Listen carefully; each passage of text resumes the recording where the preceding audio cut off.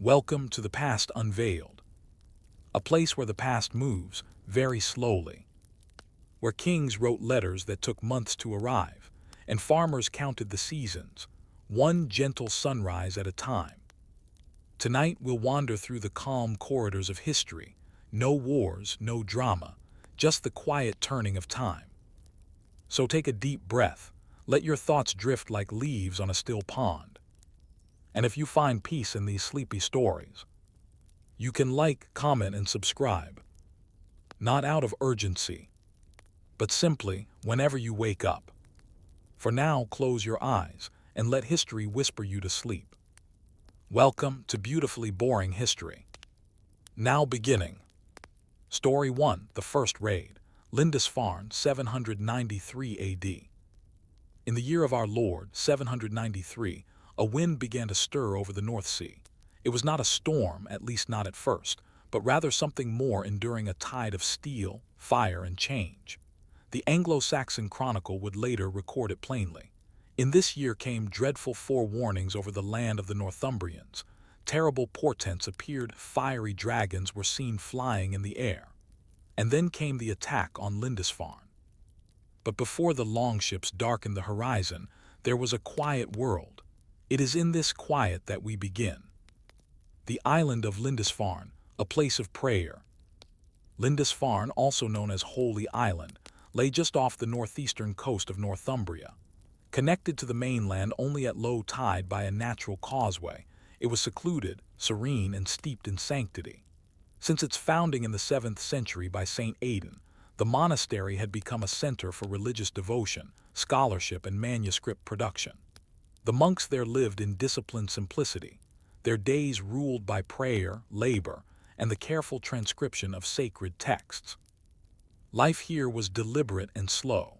A monk would rise before dawn to chant the divine office in Latin, kneeling in the chill air. The scriptorium, dimly lit and perfumed with ink, echoed with the scratch of quills on parchment. Illuminated manuscripts were created with painstaking detail, not for fame but for glory to God. But their wealth, gold bindings, jeweled reliquaries, ornate gospel books was known across the seas. Northumbria in decline. The monastery was not alone in its vulnerability. By the late 8th century, Northumbria was a kingdom in decay. Once dominant among the Anglo-Saxon polities, it was now fractured by dynastic squabbles and violent succession crises. Kings were made and murdered in quick succession. Internal conflict made the region fragile and distracted. This was not unique to Northumbria. Much of Christian Europe had settled into complacency. Fortifications were rare, especially along coasts. The idea that enemies might come from the sea and vanish just as quickly was almost inconceivable. The sea was not feared, it was a road, but soon that road would bring something new. Across the sea, Scandinavia in the late 8th century. To understand the raid, we must look across the North Sea. In Norway, Denmark, and Sweden, decentralized chiefdoms ruled scattered settlements. These were societies rooted in honor, subsistence farming, and family loyalty. Political power was personal, not institutional. Chiefs and petty kings were bound by oaths and reputation, not by law. Scandinavian societies were not yet literate. So much of what we know comes from archaeology and the written observations of others. Burial sites reveal wealth inequality, elaborate ship burials, weapon graves, and imported goods suggest long-standing trade and social stratification. But pressure was building. Population growth may have strained land and resources. Inheritance customs, particularly the practice of partible inheritance, meant that younger sons needed to seek their fortunes elsewhere. And as shipbuilding improved, mobility increased. The new, sleek vessels, the longships, could travel far and fast. It is unclear whether the early raiders were motivated by desperation, opportunity, or ambition. Likely, it was a mix of all three. The anatomy of a longship raid. The longship, narrow and flexible, could navigate both open sea and shallow rivers. With a single square sail and rows of oars, it could cover vast distances. A crew of 30-60 men could strike with terrifying speed. These early raids were small, a single ship or a few, enough to surprise and overwhelm coastal communities that had no military defenses. The goal was quick gain: silver, slaves, and portable treasures. Raiding was not senseless violence, it was economic, and Lindisfarne, isolated and wealthy, was a perfect target. June 8, 793 AD, the attack. The monks of Lindisfarne would have risen early as usual. There were prayers to be sung, chores to be done, texts to be copied. Perhaps they noticed sails on the horizon. Perhaps they assumed it was a merchant ship or a fishing vessel. But then the shapes grew clearer: long, slender ships, coming fast. What followed was sudden and brutal. The raiders came ashore quickly. There was no organized defense. Monks fled, were cut down, or were taken. Treasures were looted: chalices, crosses, books with gold leaf, anything that could be carried. Some sources say the raiders desecrated the altars. Others say they dragged monks to the shore and drowned them in the sea, a mockery of baptism. Bodies were left broken in the sand, and smoke rose into the sky. In a few short hours, the peace of Lindisfarne had been shattered. Reactions across Christendom. The shockwaves were immediate. Alcuin of York, then serving at the court of Charlemagne, wrote with horror, "The church of St. Cuthbert is spattered with the blood of the priests of God, despoiled of all its ornaments. A place more sacred than any in Britain has fallen prey to pagan people." To Christian Europe, the idea that holy men in a holy place could be attacked was both terrifying and theologically destabilizing. How could God allow this? Many believed it was punishment for sin, a moral failing of the church, a warning. But for the Vikings, it was just the beginning. A pattern begins. After Lindisfarne, there were more raids. In quick succession, other monasteries and coastal settlements were attacked: Jarrow, Iona, and then down the coasts of Ireland and Francia. The rhythm became familiar: appear suddenly, strike hard, leave quickly. But these early raids were still small and seasonal. They were not yet invasions, and there was no desire to conquer, only to plunder. Still, the idea had taken root. The longship was more than a vessel, it was a weapon of transformation. Where it landed, old ways broke down. And Lindisfarne would become a symbol of vulnerability, of loss, and of the beginning of a new age. But who were the men in those ships? What kind of world had shaped them, and what kind of world would they reshape? The longships vanished into the gray horizon, leaving behind the shattered quiet of Lindisfarne. The smoke dissipated, the blood dried, and the survivors mourned. But the questions lingered. Who were these raiders? What had shaped them, and what would they do next? To answer this, we must look back across the sea, not just at the ships or the weapons, but at the society that gave rise to this sudden explosion onto the European stage. The Norse world, fragmented yet connected. In the late 8th century, the Norse lands, modern-day Norway, Sweden, and Denmark, were not unified nations. They were a mosaic of small chiefdoms, each governed by local leaders who relied on personal loyalty, family ties, and martial success. There were no central governments or standing armies. Authority was decentralized and constantly shifting. A powerful Jarl chieftain could gather a warband, sail to foreign shores, and return a hero if successful. If not, he could just as easily be cast down by rivals or kin. This instability bred a unique kind of adaptability. Norse culture prized self-reliance, initiative, and the ability to lead men into danger. Raiding was not seen as criminal. It was an extension of ambition. And it was in this crucible of ambition, instability, and opportunity that the Viking phenomenon emerged. The technology of mobility. The longship was not merely a tool, it was a technological revolution. Constructed with overlapping planks, clinker-built, and reinforced by a keel, these vessels were flexible, lightweight, and fast. A shallow draft allowed them to sail up rivers as easily as they could cross oceans. They could be hauled over land if needed. They could approach a shore, land, and depart in silence, all before a local defense could be mustered. No single innovation gave the Vikings their power. It was the combination: a culture of mobility, a people used to hardship, and a ship that gave them reach. Imagine being a coastal monk, centuries removed from the days of Roman legionaries. Your idea of war is limited to local feuds and poorly armed skirmishes. And suddenly, strangers from the sea appear, strangers who seem to appear out of nowhere and disappear just as fast. The longship was a psychological weapon as much as a physical one. Daily life in Viking Scandinavia. The majority of Norse people were not raiders. They were farmers, herders, and craftsmen. Life was hard and centered on survival. Winters were long and dark. Food had to be stored, tools repaired, and homes defended. Most homes were longhouses, wooden structures with a central hearth. These were communal spaces, housing not just nuclear families but extended kin and sometimes servants or thralls, slaves. Women ran the domestic economy. They managed the household, preserved food, spun wool, and oversaw planting and harvesting while the men were away. Law was oral and community enforced. Local assemblies called things served as courts and legislatures. Disputes could be settled through compensation, wergild, the man price, or through vengeance. Honor was paramount, and reputation lasted longer than life.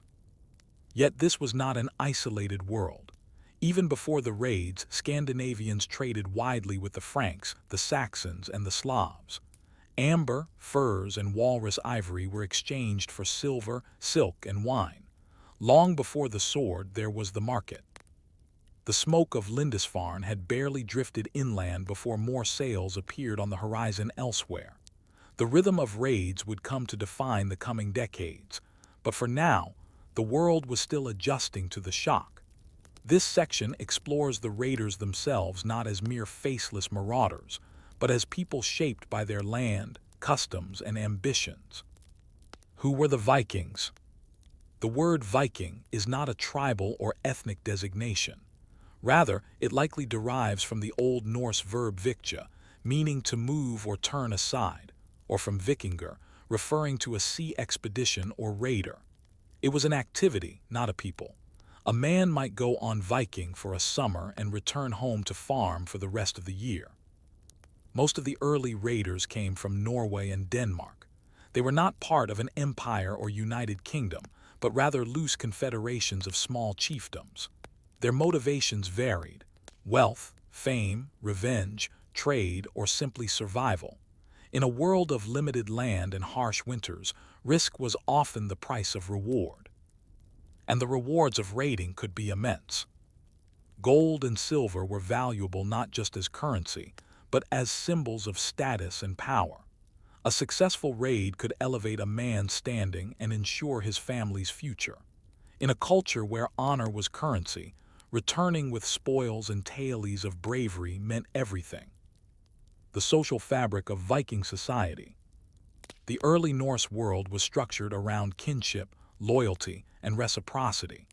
Chiefs ruled with the support of their thing, an assembly of free men who made decisions collectively. Authority was fragile and could be lost quickly if a leader failed to provide wealth or protection. This need to demonstrate success encouraged ambitious men to seek glory abroad.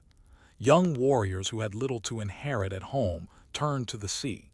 It was not uncommon for entire bands of men from one village to take to the ships for a season. But their lives were not lived entirely on raids. Viking communities were deeply tied to agriculture. Men tilled the land, raised livestock, and built homes from timber and sod. The contrast between the brutal violence of raids and the mundane reality of domestic life is one of the more surprising truths of the Viking Age. Indeed, many of the men who plundered Lindisfarne would have been literate only in the language of the sword, yet deeply rooted in the rhythms of the farm. Weapons, armor, and tactics. Contrary to popular imagination, Most early Viking warriors did not wear horned helmets. In fact, only a few wore helmets at all. Iron was expensive and helmets were a luxury. A more typical raider would carry a wooden shield, a spear, and perhaps a sword or axe. Wealthier men might own chainmail, but most relied on speed and surprise, not heavy armor. Their weapons were functional, not ceremonial. The axe, in particular, became a symbol of Viking warfare: compact, versatile, and deadly. The long-handled Dane axe, which would come later, could cleave through shields and limbs with terrifying efficiency. Viking tactics emphasized mobility. Longships could be rowed silently into inlets and up rivers. Attacks were swift and focused. There was little interest in drawn-out sieges. If resistance was strong, the raiders would retreat, wait, or find a softer target. This adaptability made them effective not just as raiders, but eventually as settlers and conquerors. The maritime technology that changed everything. The longship was more than just a means of transport. It was an engineering marvel. Symmetrical at both ends, it could reverse direction without turning. Its shallow draft allowed it to navigate rivers and beach on almost any shore. With both sails and oars, it could move quickly regardless of wind. These ships were built from overlapping planks, clinker-built, and sealed with animal hair and tar. Every piece was hand-fitted. Crews could disassemble and portage their ships if needed. No other European power at the time had such versatile naval technology. While others moved over land, the Vikings moved by sea and river, bypassing fortifications and reaching the heart of kingdoms. It is not an exaggeration to say the longship reshaped the map of Europe. The psychological effect of the raids. For those on the receiving end, the raids were not merely a military threat, they were existential. Monks, nobles, and peasants alike lived in fear of the sea. Coastal communities began to shrink. Trade routes shifted inland. In many places, local leaders began to fortify monasteries and build watchtowers, something largely unheard of before. Christian chroniclers often described the raiders in apocalyptic terms, as demons, punishments from God, or agents of chaos. Their pagan religion and foreign customs only added to the mystique. But the psychological effect was also internal. In Scandinavia, tales of raids spread quickly. Success bred imitation. A generation of young men grew up hearing stories of easy wealth and foreign adventure. This began a cultural momentum that would last for over 2 centuries. Raiding became a rite of passage. The role of religion and cultural contrast. One of the most jarring elements of the Lindisfarne raid was the cultural dissonance. The Vikings were pagan, their gods warlike and elemental: Odin, god of wisdom and war; Thor, god of thunder and protection; Freyja, goddess of fertility and battle. Their cosmology was cyclical, marked by death, rebirth, and an ultimate doom: Ragnarok. Christianity, by contrast, emphasized peace, humility, and salvation. The monks of Lindisfarne lived lives of withdrawal from the world. The raiders lived lives immersed in it. This clash played out not just in battle but in ideology. Christian chroniclers could not understand why God allowed pagans to triumph. Viking raiders, meanwhile, likely saw Christian symbols, crosses, relics, churches as exotic objects of value or simply as targets.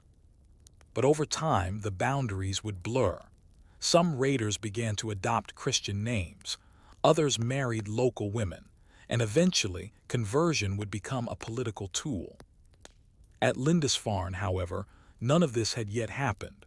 The worlds were still separate, and the gap between them had just been violently crossed. The spread of the news. Though isolated, Lindisfarne was not unknown. News of the raid spread quickly through monastic networks. Letters were written in shock and horror. Kings were informed. Merchants began avoiding northern coasts. The event was recorded in chronicles, etched into collective memory. The symbolism of the raid was not lost on anyone. A holy place, dedicated to peace, had been desecrated by men who worshipped war.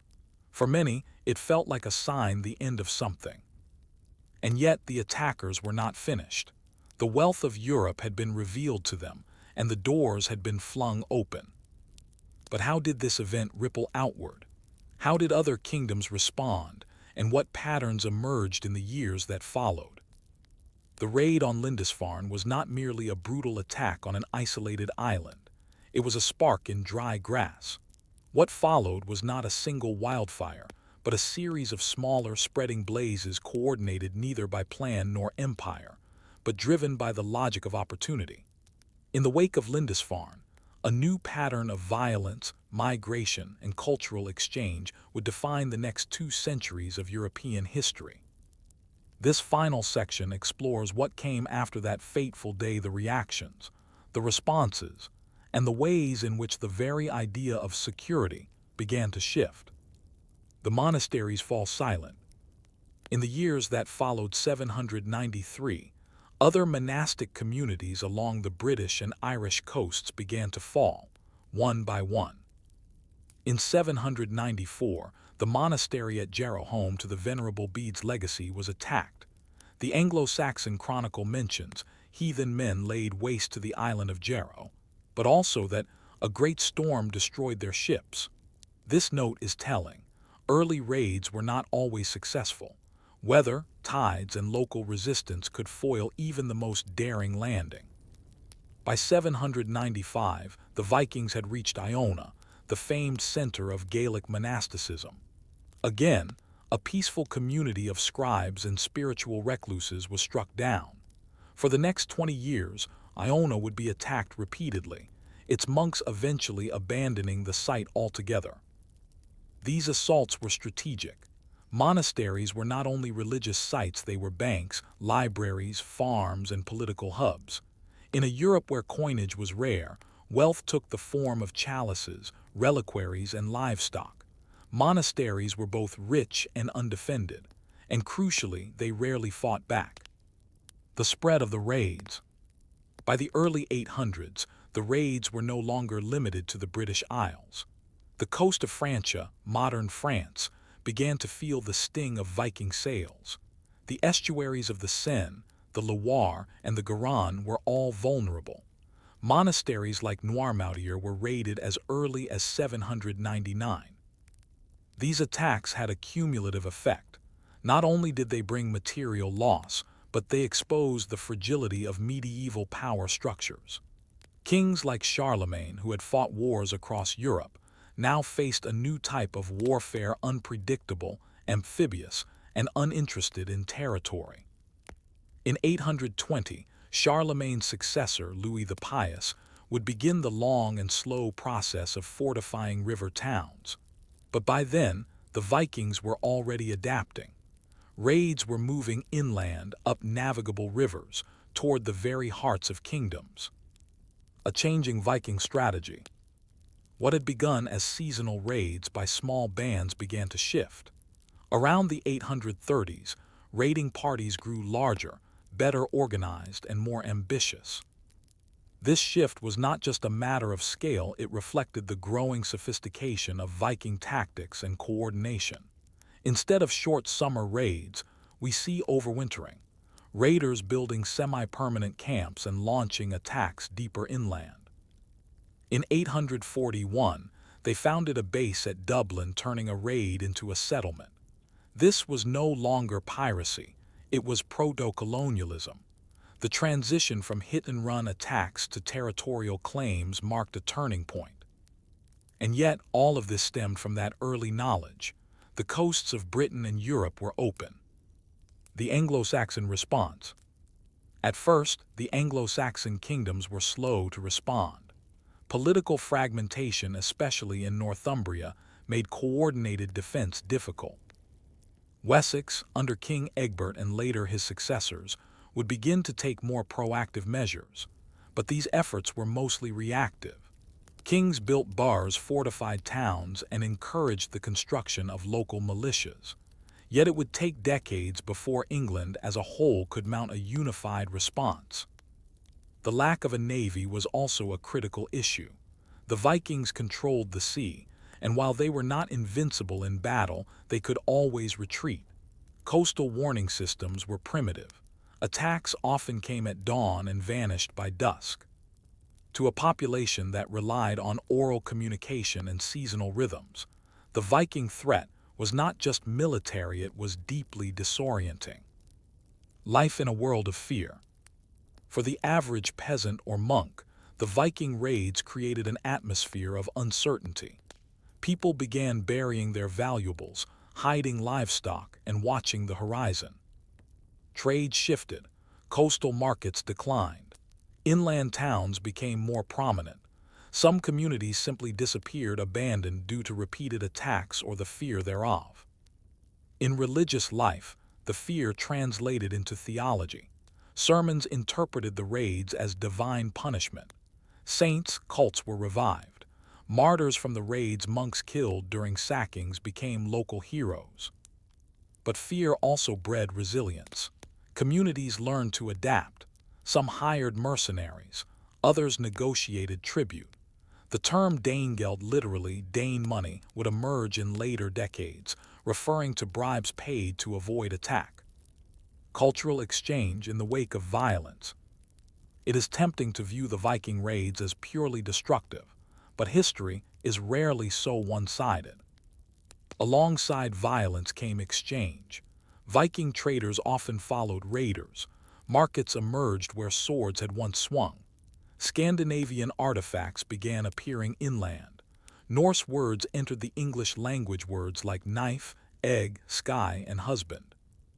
In time, intermarriage blurred lines between invader and local. Some Vikings converted to Christianity. Others settled and began to farm. The scars of Lindisfarne did not heal quickly, but they were not just scars, they were openings. A new hybrid culture would emerge in parts of Britain and Ireland, one that combined Norse pragmatism with Christian ritual. A legacy written in parchment and blood. The raid on Lindisfarne has often been used as a convenient starting point for the Viking Age. In reality, the forces that led to it had been building for decades. Likewise, the consequences unfolded over centuries. Yet its symbolism remains potent. A holy island, peaceful and devout, struck down by foreign raiders, it marked the end of an age of innocence and the beginning of a long, complex interaction between North and South, pagan and Christian, sea and land. Today, Lindisfarne is a place of pilgrimage. Its priory ruins stand silent. Visitors walk the tidal causeway as the monks once did, not in fear but in memory. The Vikings are long gone. Their longships no longer darken the seas, but their legacy is embedded in the languages, laws, and landscapes of Europe. And so we are left to wonder, was Lindisfarne a beginning or merely the first visible sign of a transformation already in motion? Story 2. Monks, manuscripts, and mayhem, the targeting of religious sites. By the end of the 8th century, the thunder of Viking raids had moved beyond isolated events. The initial shock of Lindisfarne was giving way to a grim pattern. Monasteries across the British Isles and the coast of Francia were now targets. To the monks who filled these cloisters with prayer and parchment, the change was catastrophic. To the Norse raiders, it was logical. This story focuses on the deliberate targeting of religious sites, why they were chosen, what they held, and what was lost when the quiet sanctuaries of the Christian West were torn open. The rise of the monastery. Before the age of the Vikings, monasteries had flourished across Western Europe, particularly in Britain and Ireland. These were not isolated pockets of spiritual ascetics, but centers of learning, record-keeping, farming, and wealth. In a largely illiterate world, the monks wrote. They copied Bibles, lives of saints, theological treatises, calendars, charters, and histories. Much of what we know about early medieval life comes from their hands. They were quite literally the keepers of memory. The scriptorium, the writing room, was a place of near silence, broken only by the scratch of quills and the breath of men mouthing Latin words aloud as they wrote them. Parchment was valuable, and mistakes were costly. Some monks trained for years before they could be trusted to write even a single letter in a sacred manuscript. Illuminated texts like the Book of Kells, Lindisfarne Gospels, and Codex Amiatinus are masterpieces of art and theology. They were not merely books, they were sacred objects, as revered as relics. Their decorations interlaced beasts, elaborate initials, gold and lapis lazuli took months or years to complete. But their beauty also made them visible. Why monasteries? Monasteries were tempting for several reasons. Wealth concentration. Though monks lived modestly, their churches and treasuries did not. Altars were adorned with silver and gold. Relics were encased in ornate shrines. Communion chalices, candlesticks, crosses, and even gospel covers were made of precious metals. Lack of defenses. Monks did not bear arms. Monasteries were often built in remote areas to encourage solitude. Walls, if present, were symbolic rather than defensive. Geographic convenience. Many religious houses were near water on islands, peninsulas, or riversides, making them easily accessible to longships. Cultural blind spots. Christian Europe could not comprehend the idea that holy places might be attacked. Norse raiders, not sharing that worldview, saw no reason not to target them. For a Viking crew, a monastery was a low-risk, high-reward objective. Iona and the repeated raids.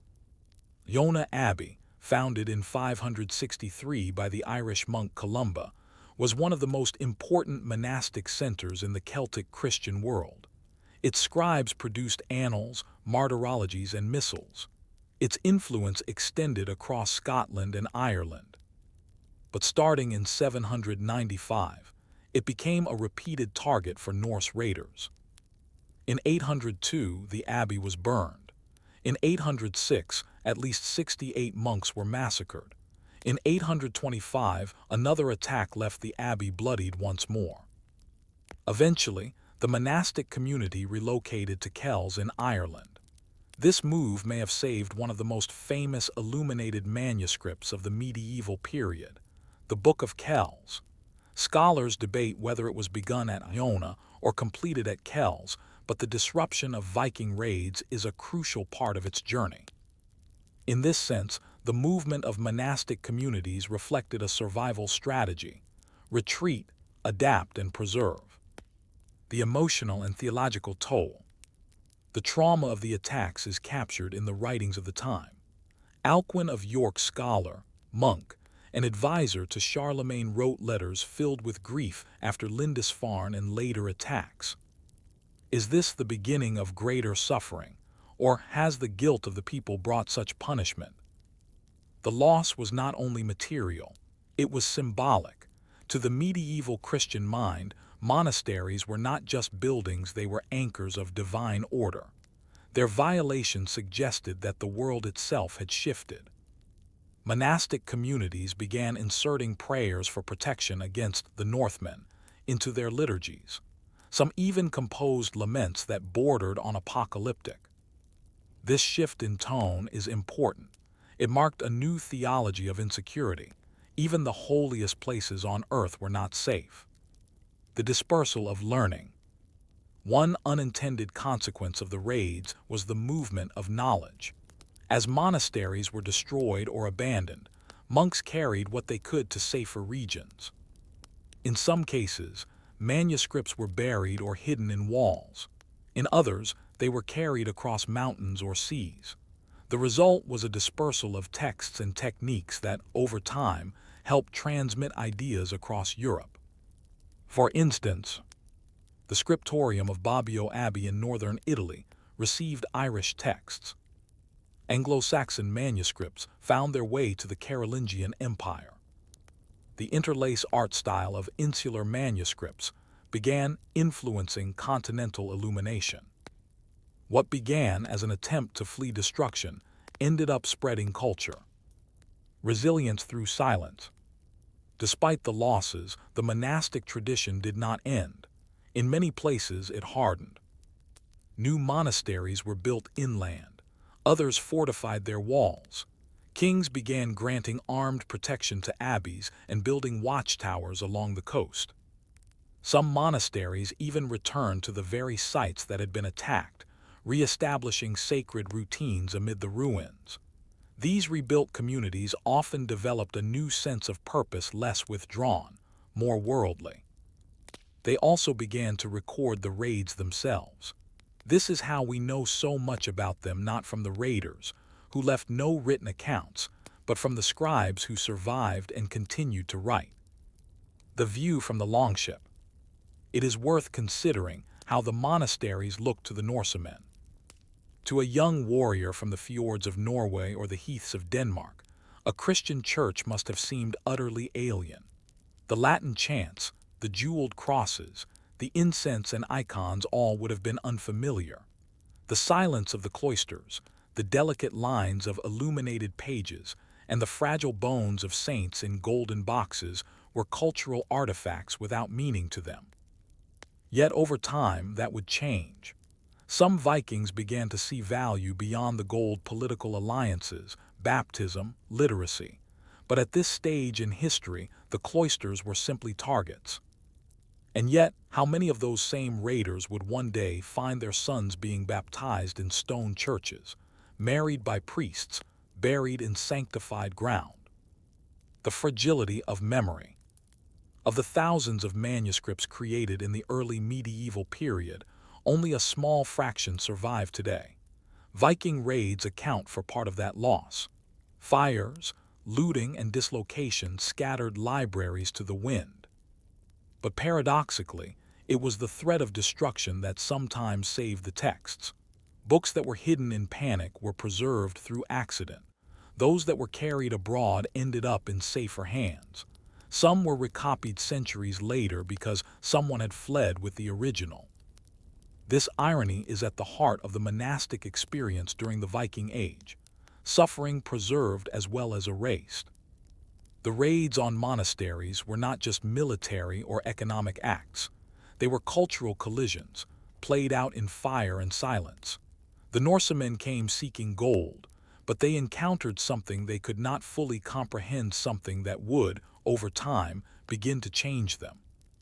But how did these two worlds begin to merge? Through violence, negotiation, or something deeper still? By the middle of the 9th century, the quiet sanctity of the monasteries was no longer simply disturbed, it had been forever altered. The escalating wave of Viking attacks was forcing monastic communities and political leaders to reconsider their entire place in the spiritual and political fabric of the time. This section traces the evolution from isolated monastic devastation to organized responses, from frantic prayers to negotiated payments, from fear to accommodation. We begin where fear met pragmatism, the birth of Danegeld. The emergence of Danegeld, buying time with silver. The term Danegeld, Danish money, refers to payments made by Anglo-Saxon and Frankish rulers to Viking raiders in exchange for peace or withdrawal. The logic was straightforward: if you can't beat them, pay them to leave. The first major recorded instance occurred in 845, when the Vikings, led by Ragnar Lodbrok, or someone remembered as such, sailed up the Seine and besieged Paris. Charles the Bald, the West Frankish king, paid a ransom of 7,000 livres of silver, an enormous sum. This precedent echoed across Europe. Monasteries and towns, realizing that resistance was often futile, began hoarding silver, not to adorn altars but to bribe attackers. Coins were struck not for commerce but for survival. What had once been symbols of holiness, crosses, relics, gold bookbindings, were now melted down into payments. Monks became managers of tribute, their ledgers as important as their psalters. The monastery as fortified entity. As the raids persisted, monasteries adapted. A new architectural vocabulary emerged: walls, towers, and gates. The age of open sanctuaries was closing. Abbeys that had once been open to the surrounding countryside became fortresses.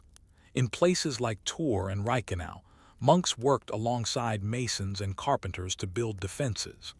The Benedictine rule, which emphasized labor and humility, now included military vigilance. Some monasteries hired local warriors or aligned with regional lords. Others trained their own lay brothers in defense. The result was a strange hybrid, half prayer house, half garrison. But these measures could only go so far. The longships were not predictable. A monastery could be spared 1 year and razed the next. The role of kings and lords, from apathy to action. At first, rulers were reluctant to intervene. Coastal raids were seen as local problems, short-lived, seasonal, and too scattered to warrant major response. But by the 830s and 840s, as raiders moved inland via rivers and began overwintering, kings realized the threat was structural. Monasteries were not just holy, they were integral to governance. They maintained land charters, advised kings, and helped manage tax and tribute systems. Their destruction had political consequences. Thus, kings like Alfred of Wessex, Charles the Bald, and even Louis the German began to fund fortifications, create early warning systems, and in some cases, build fleets. Alfred, in particular, stands out. His reforms, detailed more in a later story, included reorganizing the military around fortified towns, burhs, and funding a navy to counter Viking ships. He also supported monastic revival, emphasizing education, translation of Latin texts into Old English, and rebuilding ecclesiastical centers. In short, the state began to recognize the value of monks not just as religious figures, but as pillars of civilization. The spread of fear and faith, liturgy under sea. As monasteries adapted physically, they also evolved spiritually. Liturgical texts from this period show a new urgency. Prayers were added that directly referenced Viking raids, sometimes calling the invaders paganists, other times more bluntly as Nortmeni, Northmen. The old Roman formula from plague, famine, and war, deliver us, O Lord, gained a new line in some places. From the fury of the Northmen, O Lord, deliver us. This was not only desperation, it was theology under pressure. If monasteries were holy places, why were they being targeted? If relics had power, why did they not protect? Some theologians began reinterpreting the raids as divine chastisement, punishment for lax morality, clerical corruption, or worldly vanity. The idea that holy men must suffer to purify the church became widespread. Monastic writers turned to biblical precedents: Jerusalem under siege, Babylonian exile, Job on the ash heap. Suffering became a badge of spiritual endurance. Yet, even amid this theological rationalization, the practical need for safety never waned. Prayers were said with one eye on the horizon. What was lost? Manuscripts and memory. While many monks fled with their treasures, not all were saved. Archaeological evidence, coupled with textual gaps, points to a massive cultural loss. Entire libraries, some accumulated over centuries, disappeared. Local saints' lives, early chronicles, unique liturgical practices gone. Some monasteries never recovered. Their names survive only in the margins of old maps or in the entries of older annals. Even when manuscripts were saved, continuity was broken. Scribes were killed or scattered. Traditions of script, illustration, and content were disrupted. A scribe trained in one style might end up in a foreign abbey, blending their method with another tradition. This loss is invisible in many modern histories, but the silence between the surviving texts tells its own story. The transformation of the Viking raider. As the 9th century progressed, not all Vikings remained raiders. Some began to settle, trade, and even convert to Christianity. This transformation did not happen suddenly. It came through intermarriage, diplomacy, and the gradual realization that silver could be earned as easily as it could be stolen. Some Viking leaders, realizing the political value of religion, embraced baptism, at first perhaps for show, but increasingly with genuine engagement. Others sought alliances with Christian rulers, offering their swords in exchange for land or titles. The monasteries, once targets, became negotiating tools. Land around religious centers was sometimes granted to Viking warlords as part of treaties. Some even became patrons of monastic communities themselves. This evolution from enemy to benefactor is one of the strangest ironies of the age. The echo in the margins. As monks copied and recopied texts, they occasionally added marginal notes about the times in which they lived. These marginalia are brief, often hurried but deeply personal. This book was written while the pagans were nearby. I am cold and the ink freezes. We are few, but God is with us. These lines bring us closest to the lived experience of monks during the height of the Viking terror, not through theology or architecture, but through the cramped handwriting of a man who was, quite possibly, listening for the sound of oars as he wrote. By the end of the 9th century, the relationship between monasteries and Viking raiders had shifted from open hostility to a cautious, uneasy coexistence. Fortified abbeys stood alongside Viking settlements. Monks and Norsemen shared roads, and sometimes even bloodlines. But what happened when these once violent invaders began building churches instead of burning them? How did their conversion affect the very communities they once plundered? By the early 10th century, something once thought unimaginable was quietly taking place across the landscapes of Britain, Ireland, and Francia. The former raiders were not only settling, they were converting. The churches once plundered were now rebuilt with Viking silver. The monks who had once fled now found themselves face to face with baptized Norsemen kneeling at the altar. This final section of Story 2 traces the slow but inevitable transition from destruction to integration, and how the most feared enemies of Christendom began to change not just themselves, but the very church they once targeted. The first converts. The conversion of the Vikings didn't begin in churches. It began in treaty halls, marriage beds, and marketplaces. For many Norse leaders, conversion was initially political. Baptism was a useful tool for forging alliances with Christian rulers. A baptized Viking was no longer a savage outsider, but a man who could be dealt with, paid, or ennobled. One early example is Guthrum, the leader of the great heathen army.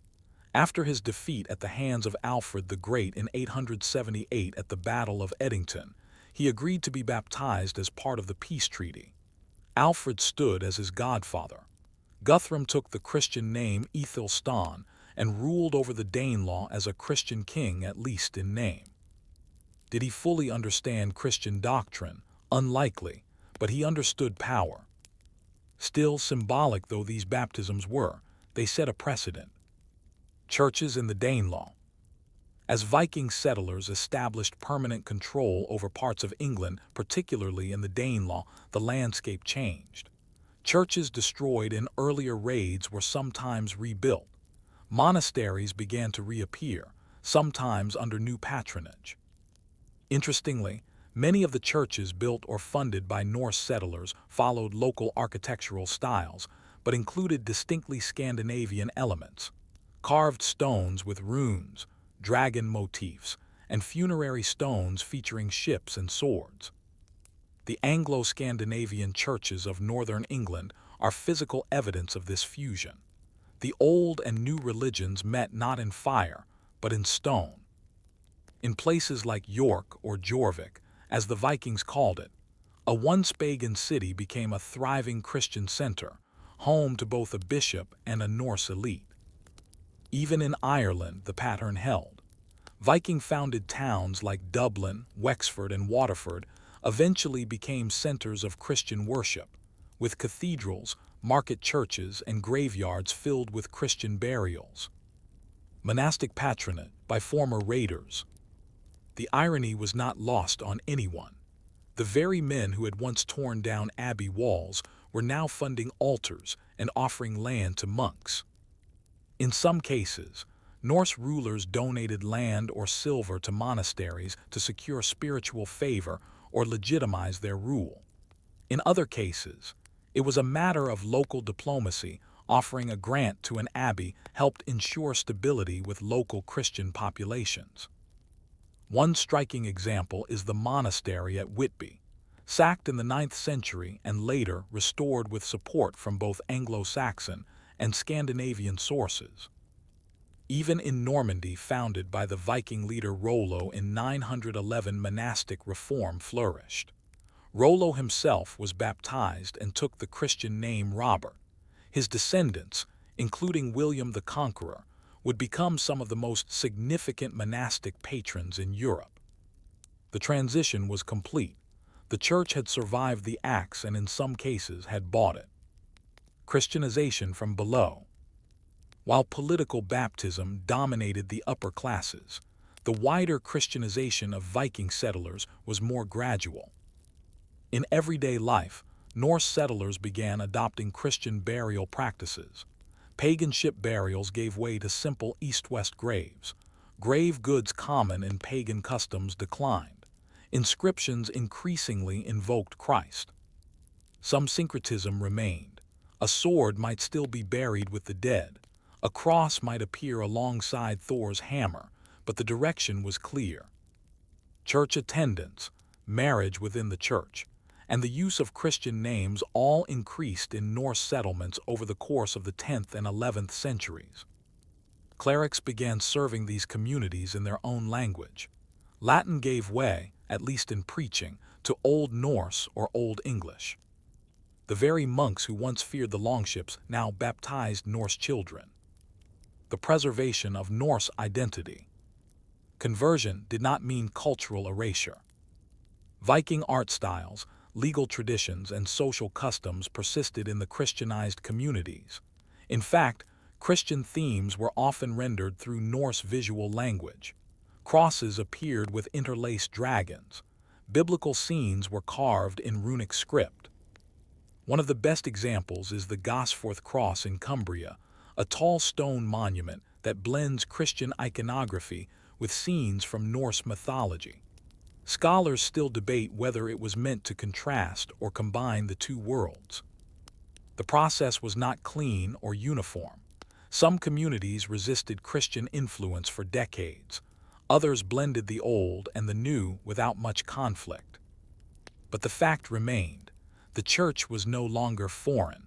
It was part of the local world even when that world spoke Norse.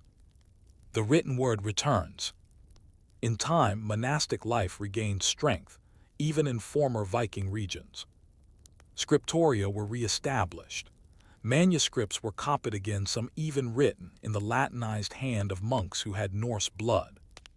In the Danelaw, schools began to teach children of mixed ancestry. Boys with names like Halfdan or Seanut learned Latin declensions. The silent rooms of writing and prayer began to hum again with steady purpose. What had been burned was now rebuilt, often not exactly as it was before, but with deeper roots. And some of the scribes who now copied Bibles may well have been descended from the very raiders who had once looted them. Reflections from the margins. The story of monastic survival during the Viking Age is one not just of destruction, but of adaptation. The monks did not win by fighting back with swords. They won by enduring. Their tools were memory, faith, ink, and negotiation. They preserved the past even as it burned. They adapted the future as it emerged from the smoke. And in the greatest irony of all, they helped transform their enemies into allies. By the 11th century, the word Viking no longer carried the same fear. The descendants of the raiders now worshipped the same god, read the same texts, and funded the same churches. The silence of the cloister had outlasted the roar of the longship. But even as peace settled over the monasteries, a new storm was brewing, not from the north this time, but from within the heart of Europe. Feudal lords, monastic reforms, and papal power struggles would soon reshape the role of the church yet again.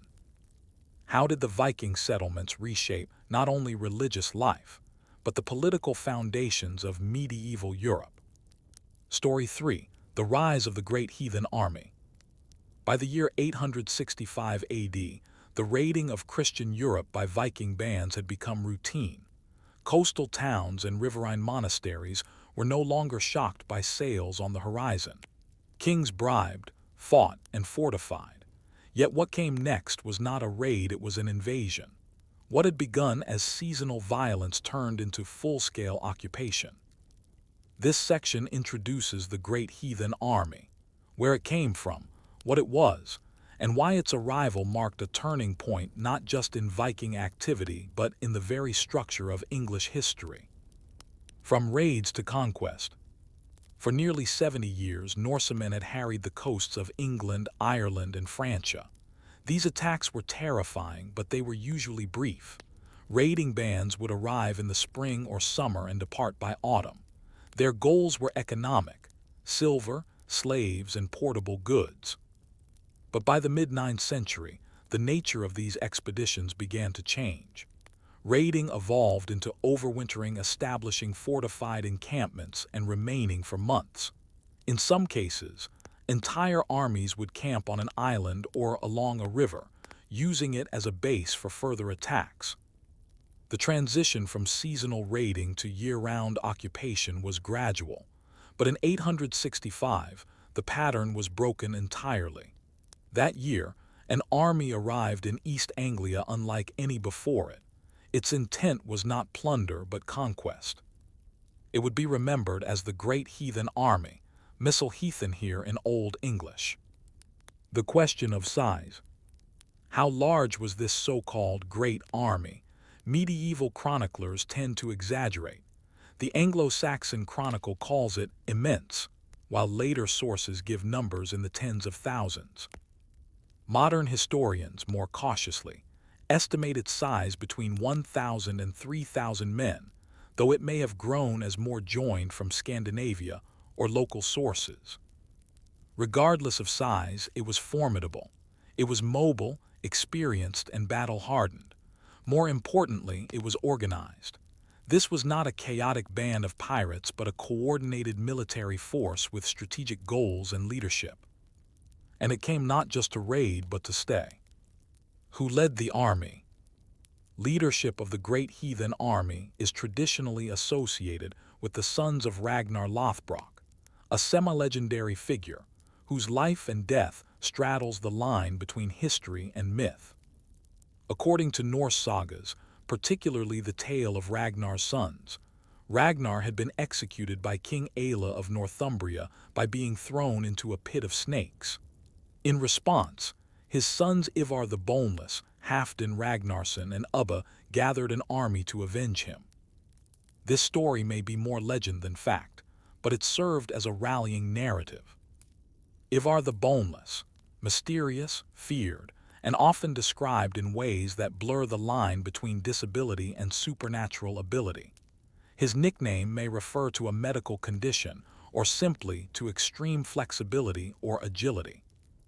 Halfdan Ragnarsson, a more conventional military leader. He would later become King of Northumbria and part of Dublin's ruling class.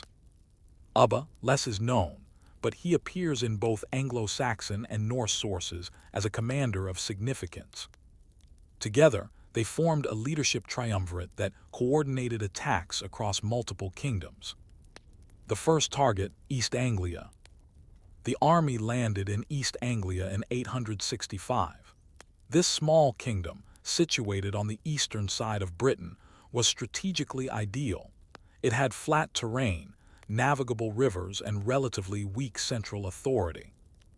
The local king, Edmund, made peace with the invaders, offering horses and tribute in exchange for safety.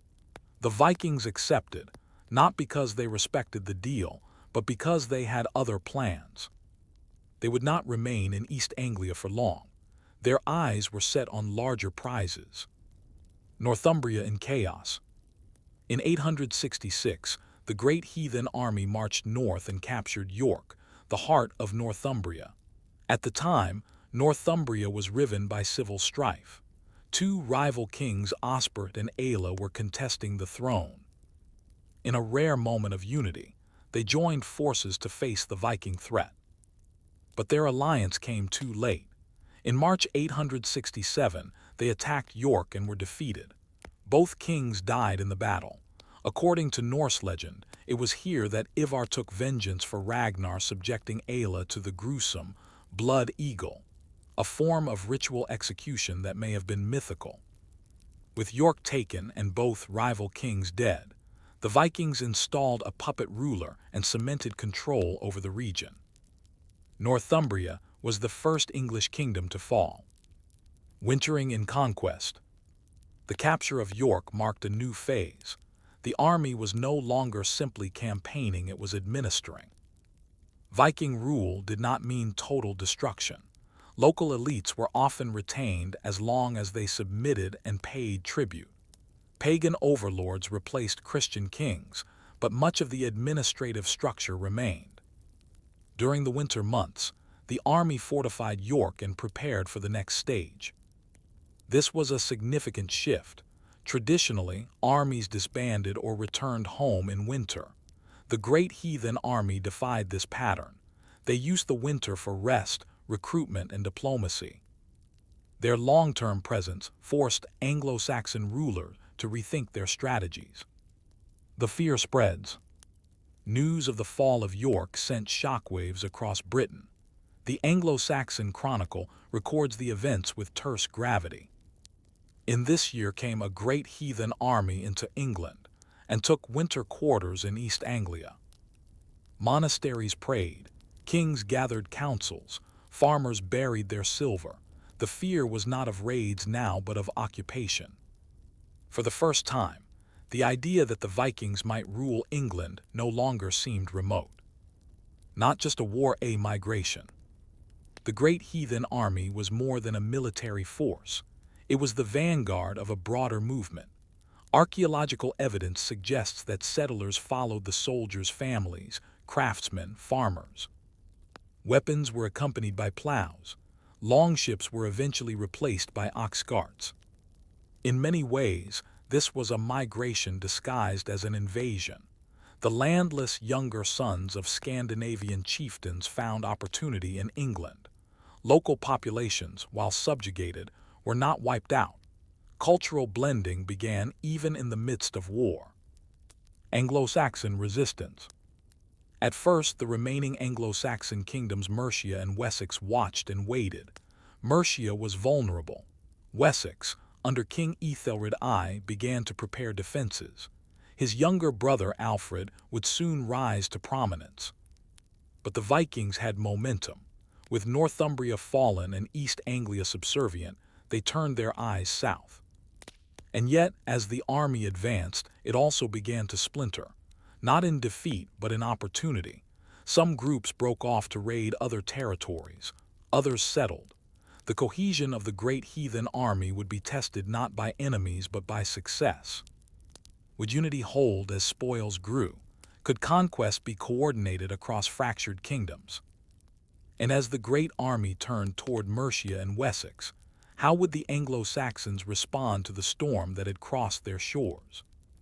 The great heathen army's conquest of York in 867 AD was not the end of its campaign, it was only the beginning. England, a patchwork of competing kingdoms, offered fertile ground for an invading force. Divided by geography, politics, and religion, the Anglo-Saxons found themselves unprepared for what was no longer a temporary Viking presence but an evolving, enduring occupation. In this section, we follow the next phase of the army's campaign, tracing their movements through Mercia and East Anglia, their influence on local governance, and the growing Anglo-Saxon resistance, especially in the emerging power center of Wessex. The march into Mercia.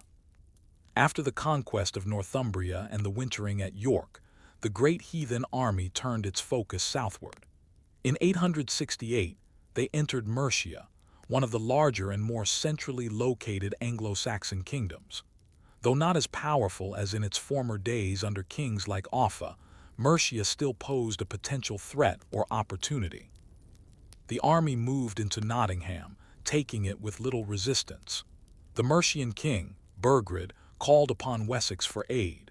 His appeal was answered by King Ethelred I and his younger brother Alfred, the same Alfred who would one day earn the title the Great. Together, the allied forces laid siege to Nottingham, but the Viking position was too strong. Rather than risk a costly battle, they negotiated. A truce was made, tribute was paid. The Vikings stayed the winter and left in peace, but only temporarily. The lesson was becoming clear. Silver, not swords, would dictate the pace of this war. Mercia's failure to expel the invaders outright foreshadowed the pattern that would define the next decade: temporary peace bought with temporary deals.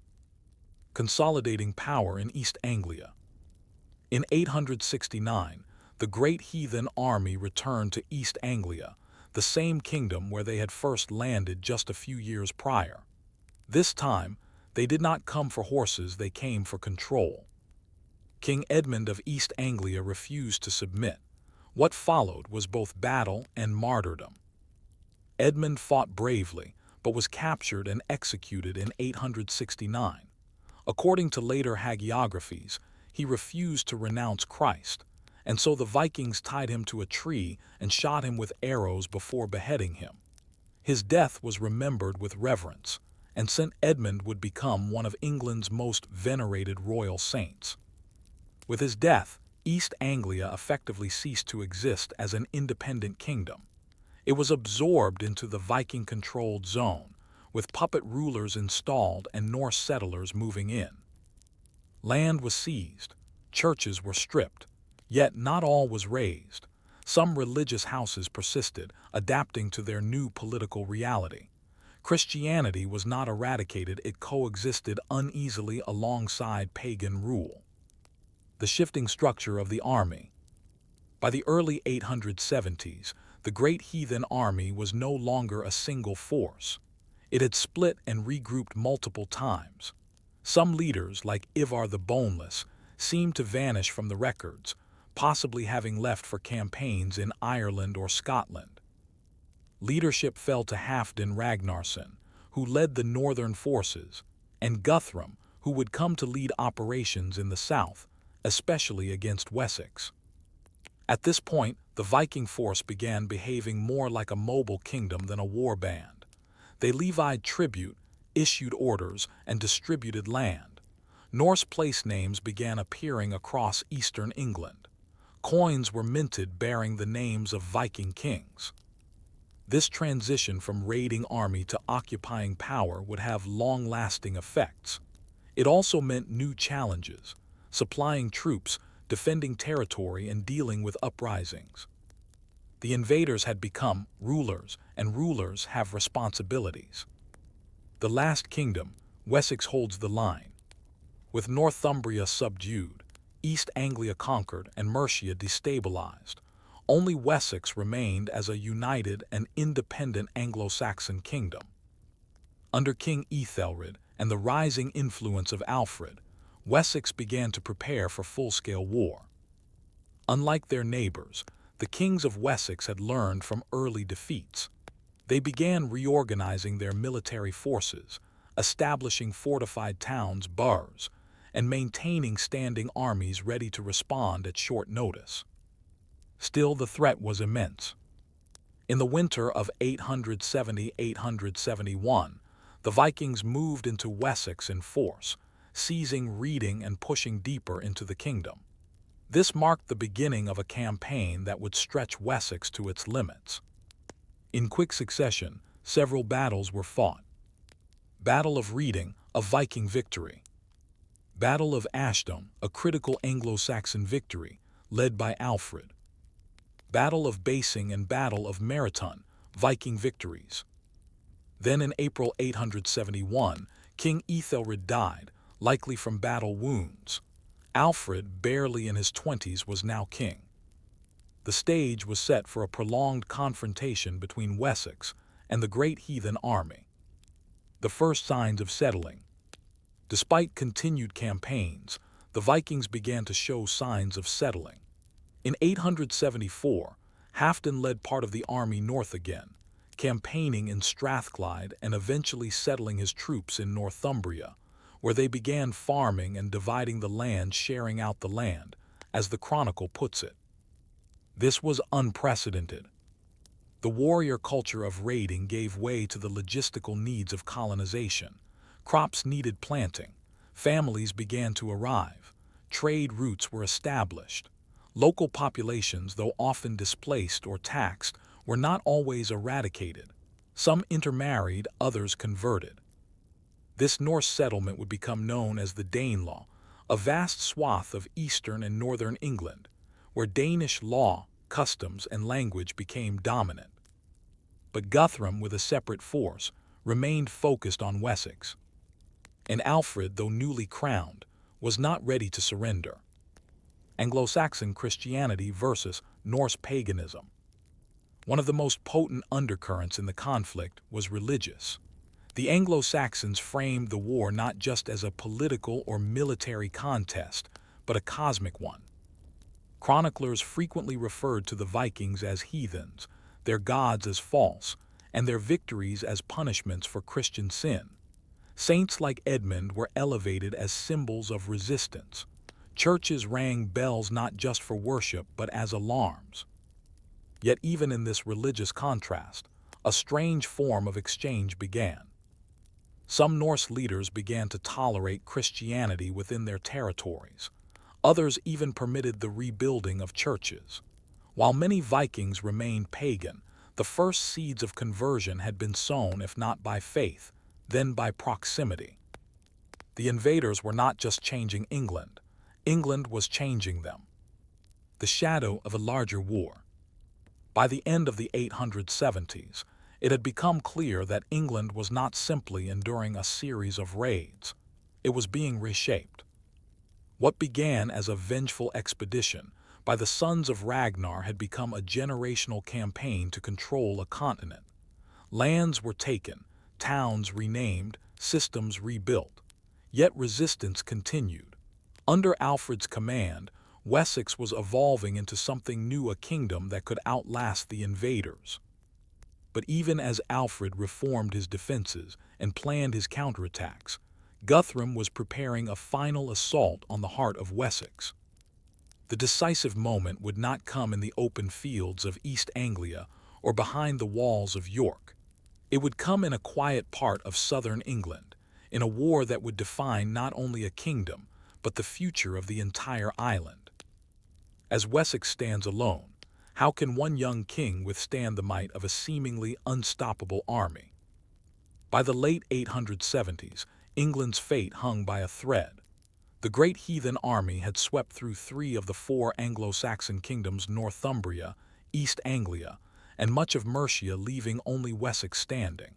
But even Wessex now faced the full weight of the Viking advance. As 878 dawned, it appeared the storm would finally break the last wall. And yet, against all odds, Wessex did not fall. In this final section, we witness the climax of the great heathen army's campaign and its eventual transformation.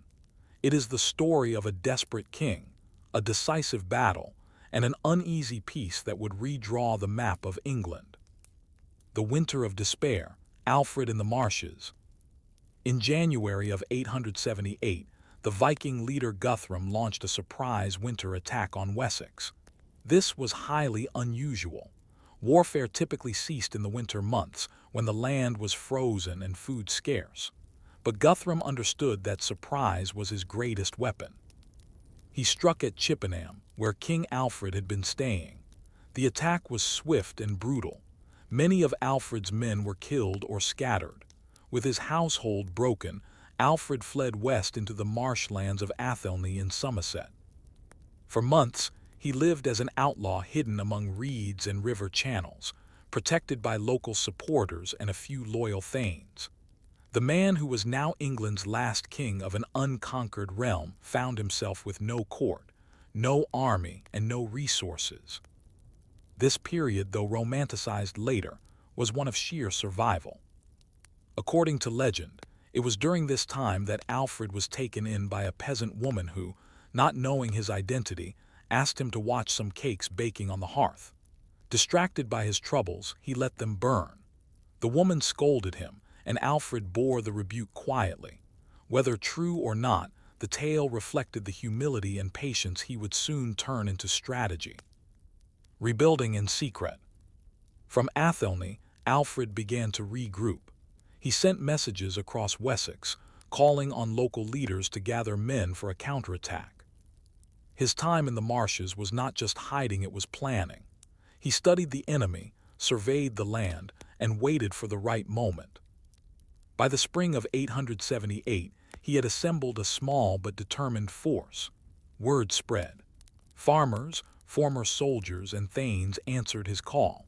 The remnants of Wessex's shattered armies rallied at Egbert's Stone, a symbolic site that may have once been associated with Alfred's grandfather. From there, they marched to Edington. The Battle of Edington. In May 878, Alfred met Guthrum in battle at Edington, in Wiltshire. The exact details of the clash are sparse, but its significance is immense. Alfred's forces, likely outnumbered, fought with desperate determination. Unlike earlier battles, this was not about tribute or territory, it was about survival. Wessex could not afford another retreat. The battle turned in Alfred's favor. Guthrum's forces were routed and fled to a nearby fortress. Alfred pursued and laid siege. After 2 weeks, Guthrum surrendered. But Alfred did not execute him. He did not demand land. He did something far more strategic.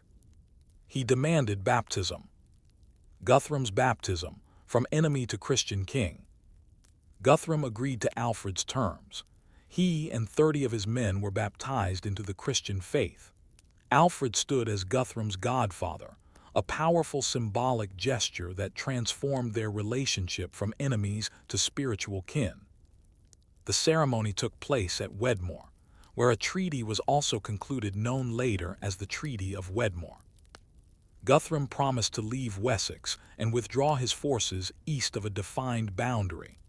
In return, Alfred recognized the territory under Guthrum's control as legitimate.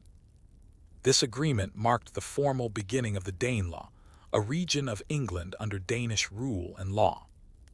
What the treaty established. The Treaty of Wedmore and the later, more detailed Treaty of Alfred and Guthrum established a clear border between Wessex and the Danelaw. Recognition of Guthrum's authority in East Anglia and parts of Mercia. A commitment to Christianity from Guthrum and his followers. Agreements on trade, justice, and compensation for crimes between Danes and Anglo-Saxons. This was not a victory in the traditional sense. Wessex did not drive the Vikings from England, but it was a survival, and one that allowed Alfred to consolidate his kingdom, build his defenses, and begin the slow process of reconquest. Alfred's legacy begins. After Edington, Alfred focused on strengthening Wessex from within. He reorganized the military into a rotational system, half the men on duty, half on leave, ensuring that there was always a defensive force ready. He built burghs, fortified towns that served as both military outposts and economic centers. He also invested in education, law, and religious reform. Latin literacy was promoted, laws were codified, the church was rebuilt. Alfred was not simply a war leader, he was a king who laid the foundations for the unification of England. The man who had once burned cakes in the marshes became a legend in his own lifetime. What became of the great heathen army? After Edington, the great heathen army fragmented. Many settled in the Danelaw, integrating with local populations. Others returned to the continent or joined campaigns in Ireland and Scotland. Some leaders like Halfdan faded from history. Others, like Guthrum, now baptized as Aethelstan, ruled peacefully until their deaths. Over time, the sharp line between Dane and Anglo-Saxon began to blur. Trade increased, intermarriage occurred, Christianity spread. Yet the memory of the army lingered. For those who lived through its campaigns, the years between 865 and 878 were a time of fear, loss, and transformation. The lasting impact. The great heathen army changed England permanently. It ended 3 Anglo-Saxon kingdoms. It reshaped political boundaries. It introduced Norse law, customs, and language into English life. It triggered reforms in Wessex that would later enable the creation of a unified English kingdom. But most of all, it demonstrated that survival required not just strength, but adaptability. Alfred's success came not from brute force, but from resilience, negotiation, and reform. Guthrum's success came from transformation, adopting new ways while preserving his people's future. In a war of gods and kings, the victors were those who could change without breaking. And so we are left to consider, if the great heathen army had succeeded completely, would there even be an England today, or would the island have become a Norse land in both name and nature? Story 4. Alfred the Great, a reluctant warrior king. In the shadows of war, out of the swamps of Athelney and the ashes of Anglo-Saxon defeat, a quiet figure emerged, a scholar by instinct, a ruler by necessity. Alfred of Wessex, later known as Alfred the Great, was never meant to be a warrior king. He preferred books to blades, prayers to planning raids.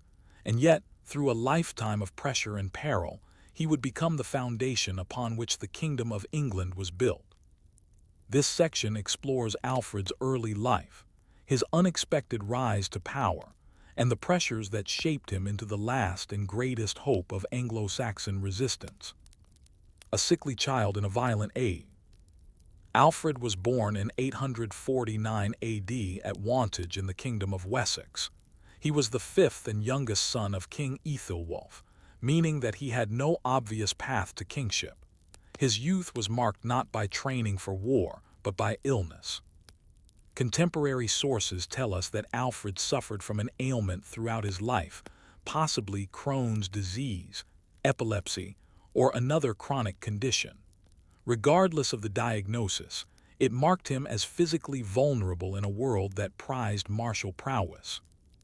But his mind was sharp. From a young age, Alfred displayed a deep interest in religious texts and poetry. In one of the more famous stories about his youth, his mother offered a book of Saxon poems to whichever of her sons could learn it first. Alfred, still a child and unlettered, memorized it by heart and won the prize. In a culture that respected memory, verse, and devotion as signs of wisdom, Alfred's gifts were not overlooked. A journey to Rome. At around the age of 4 or 5, Alfred was sent on a pilgrimage to Rome. He traveled with a royal escort and met Pope Leo IV, who reportedly anointed him an unusual honor for a young child. Some sources say this anointing marked him as a future king, though more likely it was a ceremonial blessing. Still, the journey left a mark. While there, Alfred would have encountered the grandeur of Roman architecture, the solemnity of Latin liturgy, and the weight of Christian heritage. It exposed him to a wider world, one in which kingdoms were judged not only by their armies, but by their learning. This early exposure to Rome's spiritual and intellectual legacy would shape his later priorities as king. Wessex under threat. During Alfred's adolescence, Wessex was under constant threat from Viking incursions. His elder brothers Ethelbald, Ethelber, and Ethelred each ruled in turn as the kingdom fought to hold its borders. As the youngest, Alfred was not expected to rule, yet he was often at his brothers' sides, advising, negotiating, even fighting when necessary. By 865, the great heathen army had landed in East Anglia. Over the next few years, Alfred found himself in increasingly active roles. He fought at Nottingham in 868 and helped negotiate with the Vikings. When Ethelred became king in 865, Alfred became his secondarius, effectively a deputy king. Alfred's education was not taking place in libraries, but in camps and war councils. Battles before the crown. In 870, the Vikings intensified their attacks, moving into Wessex. Alfred fought in multiple engagements alongside Ethelred. Battle of Reading, a defeat that forced the Anglo-Saxons into retreat. Battle of Ashdown, a victory, where Alfred is said to have led his men courageously while his brother delayed. Battle of Basing and Meriton, defeats that left the army demoralized. Then in April 871, Ethelred died possibly from wounds sustained in battle. His sons were too young to rule, and so the burden fell on Alfred, now around 22 years old. He became king in a time of crisis, with no secure capital, no standing army, and an enemy at the gates. It was not a coronation, it was a grim necessity. The early reign, war and weariness. Alfred's first year as king was consumed by war. He fought at least 9 battles in 871 alone. Though some were victories, the overall picture was grim. The Vikings continued to raid, settle, and extract tribute. Unable to maintain a permanent defense, Alfred negotiated peace, possibly paying tribute himself. While this has been criticized as weakness, it bought Wessex a precious commodity: time. During this fragile peace, Alfred began to restructure the kingdom's defenses and reassert royal authority. He knew that war would return. He needed to prepare. Yet even as he planned, he struggled. Chronic illness, the weight of leadership, and the moral burden of ruling a Christian people under siege took their toll. Some sources describe Alfred retreating into prayer and self-flagellation. Others depict a man burdened by divine responsibility. But he never gave up. The scholar king in a world of swords. One of Alfred's most unique qualities as a ruler was his devotion to learning. He saw education as a tool not only of the clergy, but of the state. His reign is often referred to as a cultural revival, a conscious effort to restore learning in a kingdom frayed by war. He lamented that so few people in England could read Latin. Even priests, he said, could not understand the words they recited. To fix this, he sponsored translations of key Latin texts into Old English, many of which he helped translate himself. Recruited scholars from abroad, including Bishop Asser from Wales. Established schools and emphasized education for future clergy and administrators. This was not merely pious activity. Alfred saw education as essential to governance. In his mind, ignorance was as dangerous as the Norsemen. Alfred's court, a quiet revolution. While the outside world saw a struggling kingdom, within Alfred's court, something deeper was happening. He was rebuilding England not through conquest, but through reform. He codified laws, blending Mosaic, Christian, and Germanic customs. He emphasized justice, establishing a reputation for fairness. He encouraged literary production, setting the tone for a written culture that would endure for centuries. His advisors were not only warriors but monks, translators, and legal scholars. This blending of sword and scripture made his court unique and quietly revolutionary. A fragile kingdom. Still, all of this rested on a knife's edge. The Vikings were far from defeated. Guthrum's army continued to raid and probe Wessex's defenses. The Danelaw was growing stronger. Wessex was surrounded. And Alfred, weary from illness and war, knew the worst was yet to come. In 878, Guthrum would launch a winter assault on Chippenham, driving Alfred into the marshes of Athelney. There he would go into hiding. There he would nearly be broken. And there, in the mud and cold, Alfred would begin to plan the redemption of England. What kind of courage does it take to rebuild a kingdom from a swamp? And what lessons are forged in the silence of survival? By the opening months of 878 AD, Alfred of Wessex had lost nearly everything. His kingdom was in ruins. His court had scattered. His enemies were entrenched across the heart of England.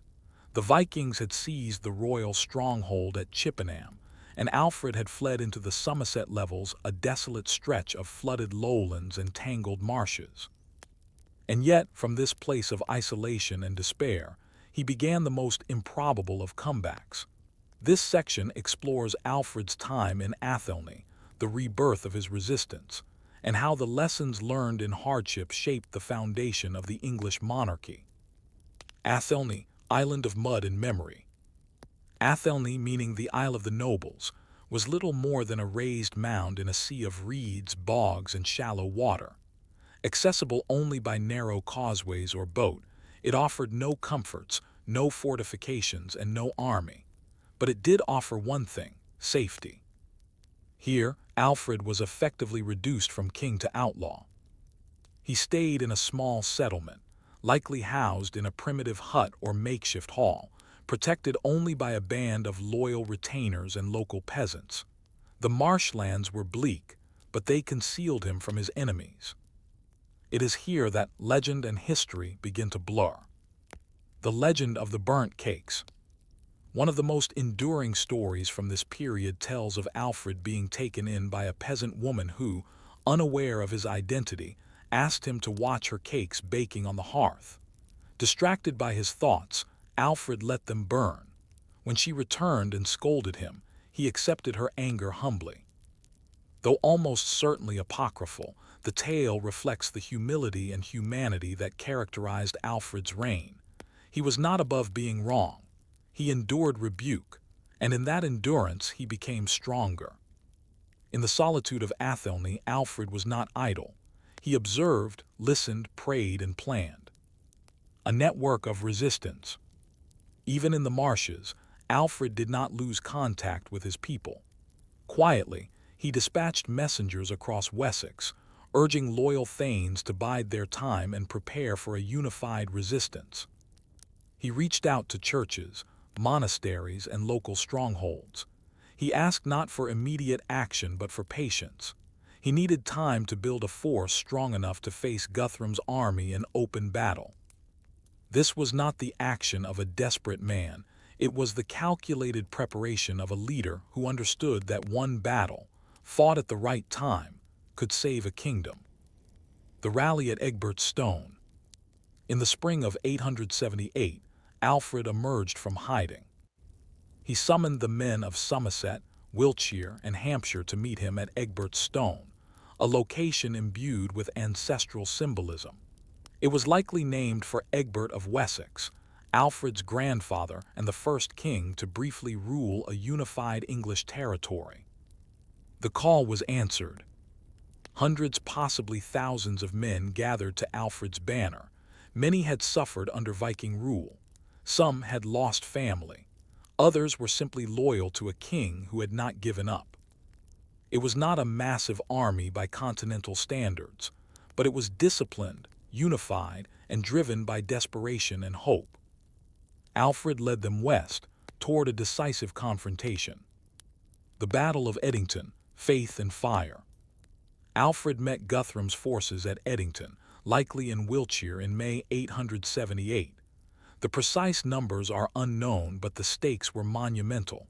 If Alfred lost, Wessex would fall. If he won, England might still have a future. Alfred's army fought behind a shield wall, the hallmark of Anglo-Saxon combat. Spears, axes, and swords clashed in tight formation. The noise would have been deafening. Victory came not through tactics but through cohesion and sheer determination. Alfred's forces broke the Viking line. Guthrum retreated to a fortified camp. Alfred laid siege. After 2 weeks, the Danes surrendered. But what followed was not revenge, it was transformation. The baptism of Guthrum. Alfred demanded that Guthrum and his leading men be baptized. The Viking leader agreed. The ceremony was held at Aller near Athelney, where Guthrum took the Christian name Ethelstan. Alfred stood as his godfather, symbolically binding them in spiritual kinship. This act of diplomacy, more than any sword, secured the peace. Later at Wedmore, a formal treaty was agreed upon. Guthrum would withdraw to East Anglia. Wessex would remain independent. Christianity would be honored. Thus began the formal recognition of the Danelaw, a territory where Danish customs and law would be respected. A kingdom reborn. After Edington, Alfred began rebuilding Wessex with urgency and vision. His goals were not just military, they were cultural and administrative. He reorganized the military levy into a rotating system of service. He built a network of burhs, fortified towns, that could resist Viking attacks and serve as economic centers. He created a navy, small at first, but focused on patrolling rivers and coastlines. He codified laws, blending old traditions with Christian morality. More importantly, he invested in education. He believed a kingdom without literacy and learning was vulnerable to spiritual and intellectual decay. Latin texts were translated into Old English, schools were established, scholars were invited to court. The king himself studied and translated, setting an example. Alfred was not building a war machine, he was building a civilization. A Christian king and a pagan age. Alfred's piety was not for show. He saw his kingship as a divine calling. He prayed regularly, confessed often, and took his spiritual duties seriously. He commissioned translations of works like Gregory the Great's Pastoral Care, Boethius's Consolation of Philosophy, St. Augustine's Soliloquies. These were not military manuals, they were guides for thought, governance, and wisdom. Alfred believed that the soul of a kingdom mattered as much as its borders. He ruled not with fear, but with purpose. A lasting impact. The Wessex that Alfred rebuilt was not the same kingdom he had inherited. It was stronger, wiser, and more resilient. His reforms outlasted him. His heirs, especially his grandson Ethelstan, would go on to unify England. His laws influenced future legal systems. His translations preserved ideas that might otherwise have been lost. Above all, he proved that leadership could be both gentle and firm, both pious and practical. The man behind the title. Alfred died in 899, likely from the chronic illness that had plagued him all his life. He was buried in Winchester, the capital of Wessex, though his grave has since been lost. He is the only English monarch to be given the epithet, the Great. Not because of conquest, he did not expand his territory much. Not because of wealth, he ruled during constant hardship. But because, in an age of collapse, he endured. And through endurance, he preserved a light that would one day illuminate all of England. So we are left to ponder. In an age ruled by swords and flame, was it Alfred's quiet mind and not his battlefield courage that made him truly great? Story 5. Danelaw, a Viking state in Anglo-Saxon England. After the Treaty of Wedmore in 878 AD, a line was drawn geographically and culturally. To the west, Wessex, the last independent Anglo-Saxon kingdom, led by King Alfred. To the east and north, a sprawling territory known as the Danelaw, under the control of Viking settlers and their leaders. This was not merely a truce zone. It was the birth of a parallel society within the boundaries of England. This section explores the origins, structure, and everyday realities of the Danelaw, how it came to exist, how it was governed, and how its laws, customs, and people began to shape the future of England in subtle but irreversible ways. Drawing the line. The Treaty of Alfred and Guthrum, likely formalized in the early 880s, delineated the border between Anglo-Saxon Wessex and the newly settled Viking territories. The border ran along the Thames River, up the Lee River, across to Bedford, and then north to Watling Street, an ancient Roman road. This division was not just military, it was legal. The regions under Viking control would follow Danish law, rather than the Anglo-Saxon legal traditions of Wessex, hence the term, Danelaw. This was the first formal acknowledgement of a dual legal system within England, one based in Christian tradition and the other in Norse custom. It was not an occupation, it was the formation of a state. Who lived in the Danelaw? The Danelaw was a patchwork of people and identities. Contrary to popular belief, the Vikings did not expel the native population. Instead, they settled among them, established dominance, and intermarried over time. The inhabitants included Norse settlers, many of whom arrived during the campaigns of the Great Heathen Army and stayed to farm. Anglo-Saxon peasants, who now lived under new rulers. Mixed families, born from intermarriage and assimilation. Christian clergy, allowed to continue religious practices with minimal interference. While Norse warriors had once come for silver, many now came for land. The sharing out of the land, as recorded in the Anglo-Saxon Chronicle, saw Viking chieftains allocating territory to their followers. This was not a mere raid with tents and campfires. This was colonization. Norse customs and daily life. In the Danelaw, Norse traditions shaped daily life. Thing assemblies. Local disputes were settled in public gatherings or things, where free men debated and voted. Wergild and feud. Justice relied more on compensation and oaths than centralized authority. Oath-taking and loyalty were personal, often more binding than written laws. Language, Old Norse mingled with Old English, contributing hundreds of words still used today: sky, egg, law, window, knife, husband, die, and many more. Towns like Jorvik, York, became bustling Norse-English cities. Archaeological finds there, such as combs, tools, shoes, weights, and coins, show a society that was active, organized, and remarkably urbanized for the time. Markets flourished, artisans thrived, trade extended from Dublin to Scandinavia, even as far as Byzantium. Religion in the Danelaw. One of the most fascinating contradictions in the Danelaw was its religious dynamic.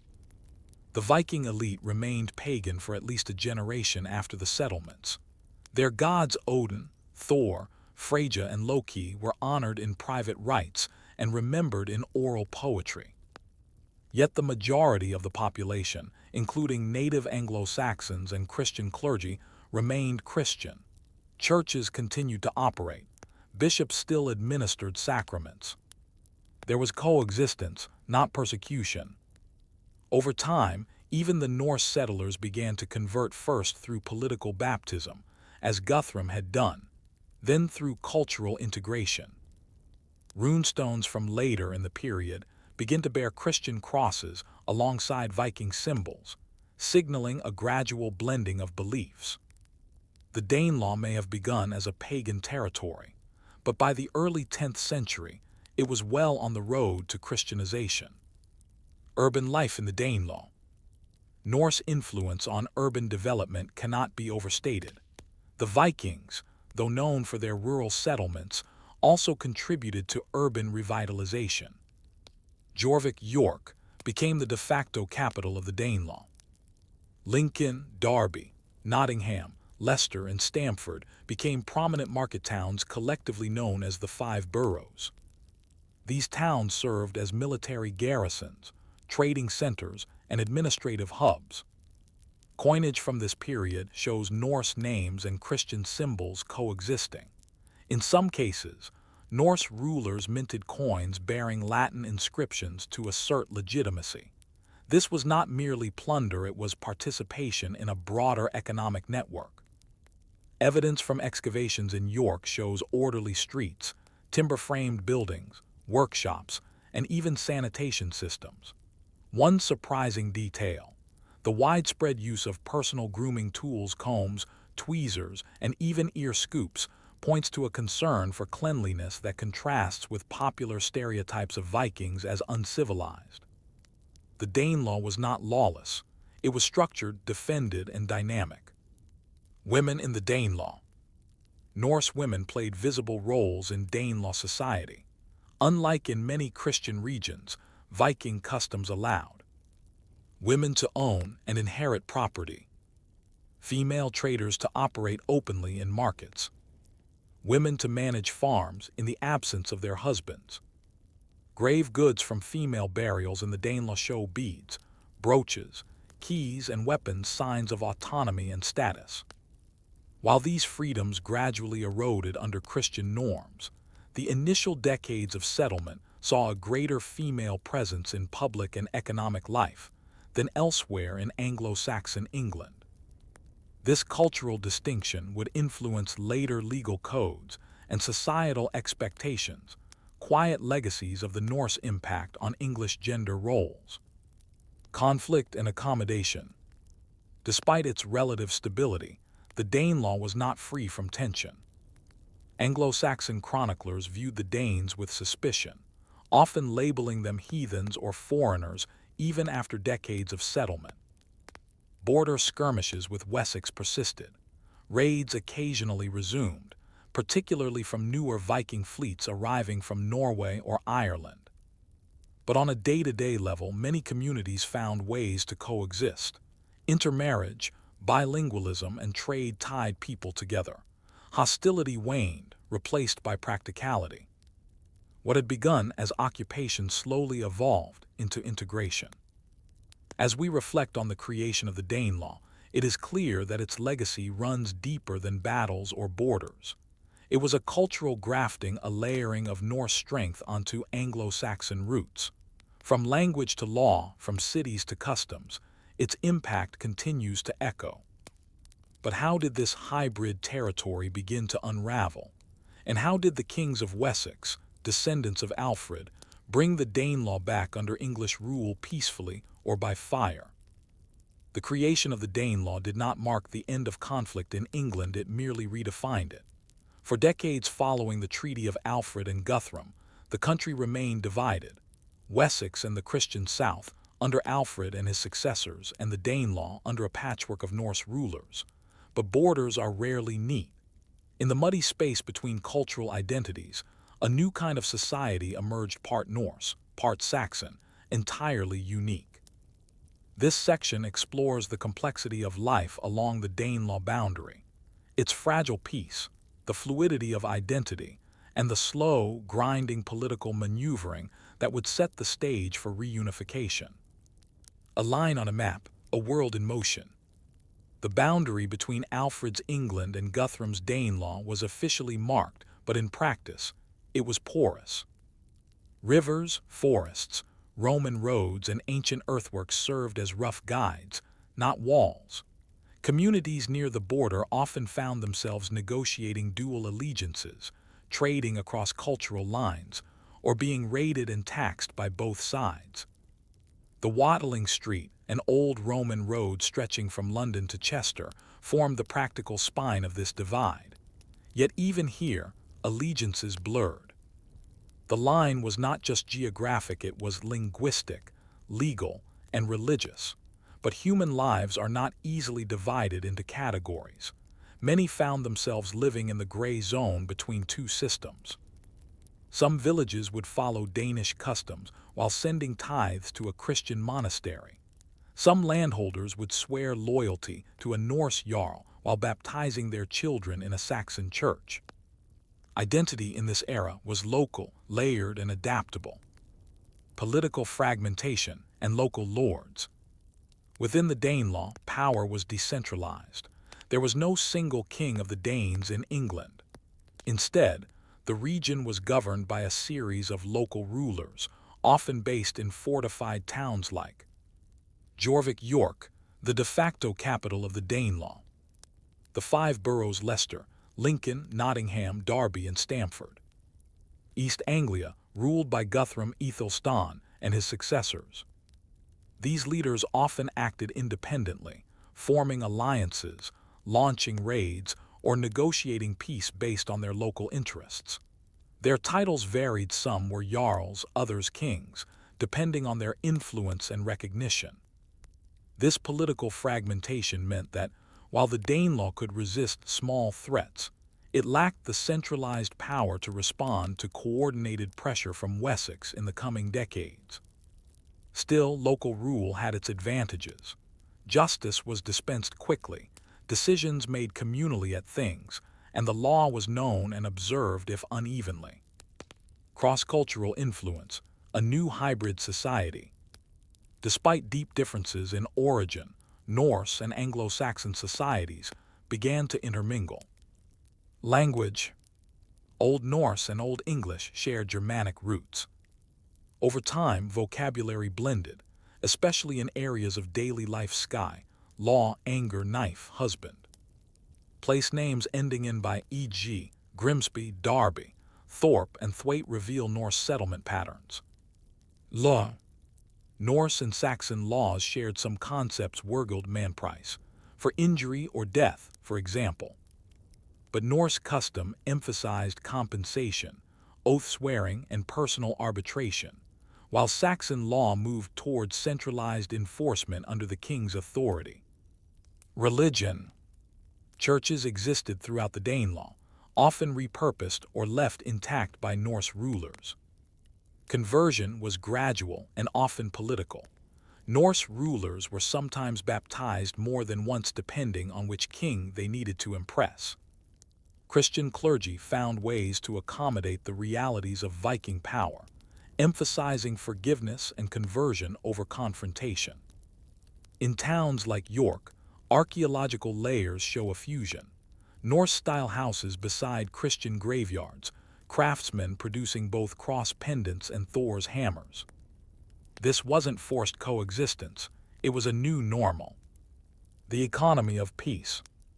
Trade thrived in the relative peace that followed the division of England. Coins from the Danelaw bear the names of Norse kings but minted in Latin characters and with Christian symbols.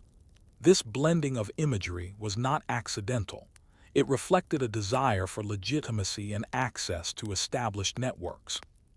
Markets operated in York, a major trading center linked to Dublin and the North Sea world. The 5 boroughs, regional hubs for craftsmen, herders, and foreign merchants. Goods moved freely: wool, salt, furs, wine, ivory, and slaves. Some Norse rulers issued weights and measures to standardize transactions, evidence of a well-managed economy. Raiding, though not extinct, was no longer the backbone of wealth. Farming, trade, and landholding became the new path to power. Alfred's successors, preparing for reclamation. While the Danelaw settled into relative stability, the kings of Wessex were not idle. Edward the Elder, Alfred's son, expanded the burgh system and began reclaiming territory piece by piece. He worked closely with his sister, Ethelfled, Lady of the Mercians, an extraordinary female leader who led armies and fortified towns. Under their joint leadership, Mercia, once divided, was gradually brought back under English control. They employed a methodical strategy: build or restore fortified towns along the border. Defend and repopulate these sites with loyal settlers. Launch targeted campaigns to pressure Norse leaders into submission or treaty. This was not blitzkrieg, it was attrition by infrastructure. The idea was clear: outlast the Danes by building a better system. The fragility beneath the surface. Despite its cultural resilience, the Danelaw was vulnerable. Lack of unity. No single leader could rally all territories in times of crisis. Conversion politics. As Norse rulers became Christian, they became bound by the same oaths and expectations as their Saxon counterparts. Generational shifts. The children of settlers had never known Norway or Denmark. Their loyalty was to the land they farmed, not the traditions of raiders. Economic interdependence. As trade tied them more closely to Anglo-Saxon markets, aggression became bad for business. By the early 900s, the Danelaw was not a military threat. It was a parallel England, one less centralized, more communal, but increasingly similar in function. And that made it ripe for reintegration. From the borderlands of England came a new kind of society, one forged not in conquest, but in contact. The Danelaw's unique blend of Norse independence and Saxon tradition reshaped the cultural and legal landscape of the island. But change was coming. Could a land built on compromise withstand the growing ambition of a new generation of kings determined to forge a single, united England?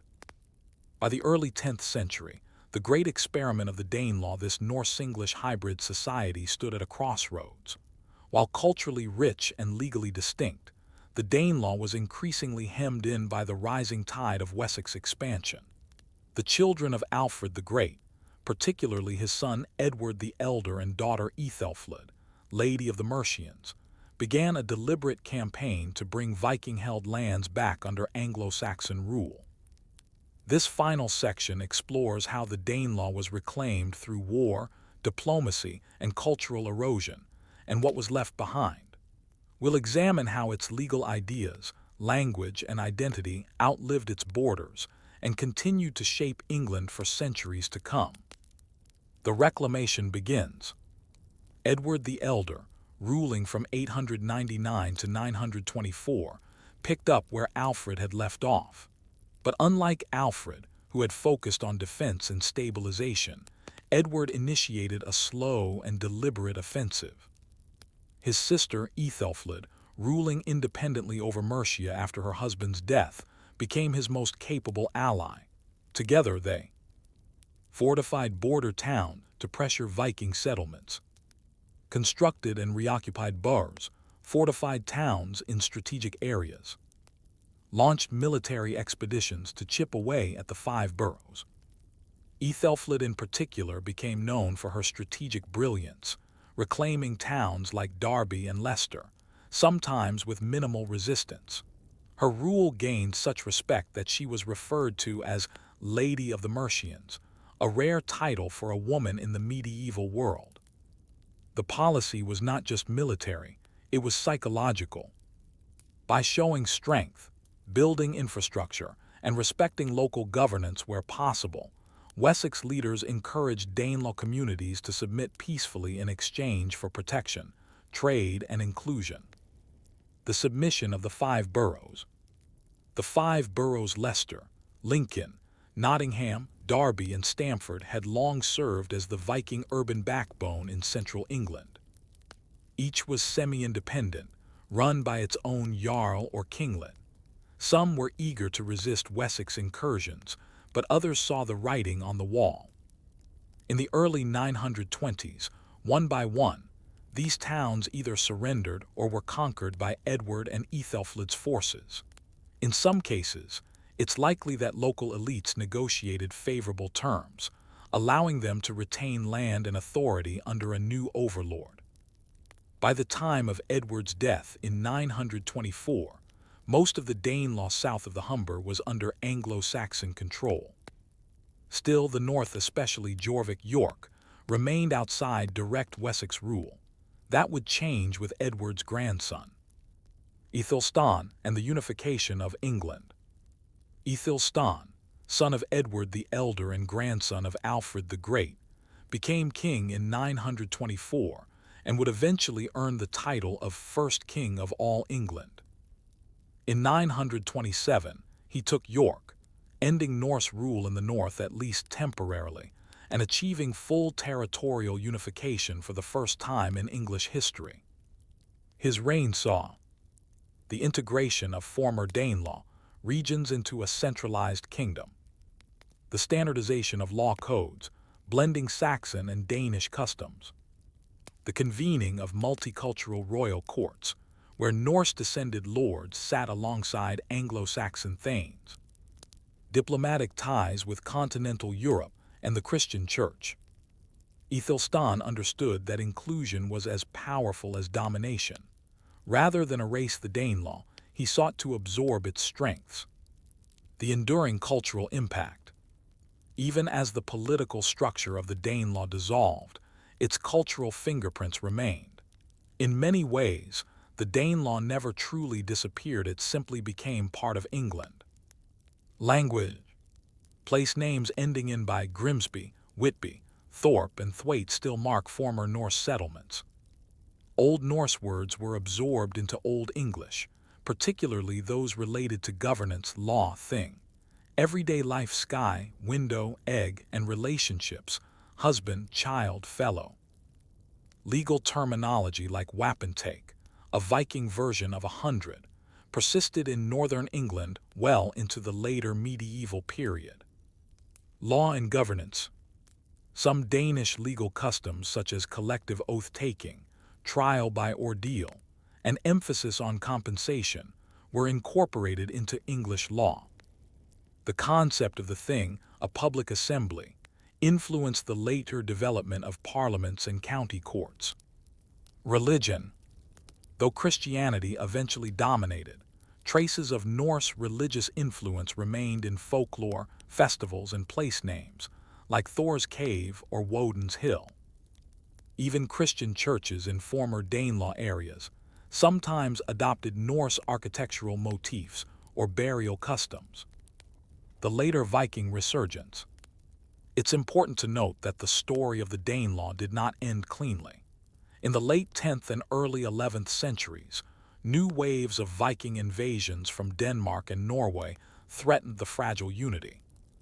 This culminated in the brief reign of Cnut the Great, 1016–1035, a Danish king who ruled over all England, Denmark, and Norway, a North Sea empire.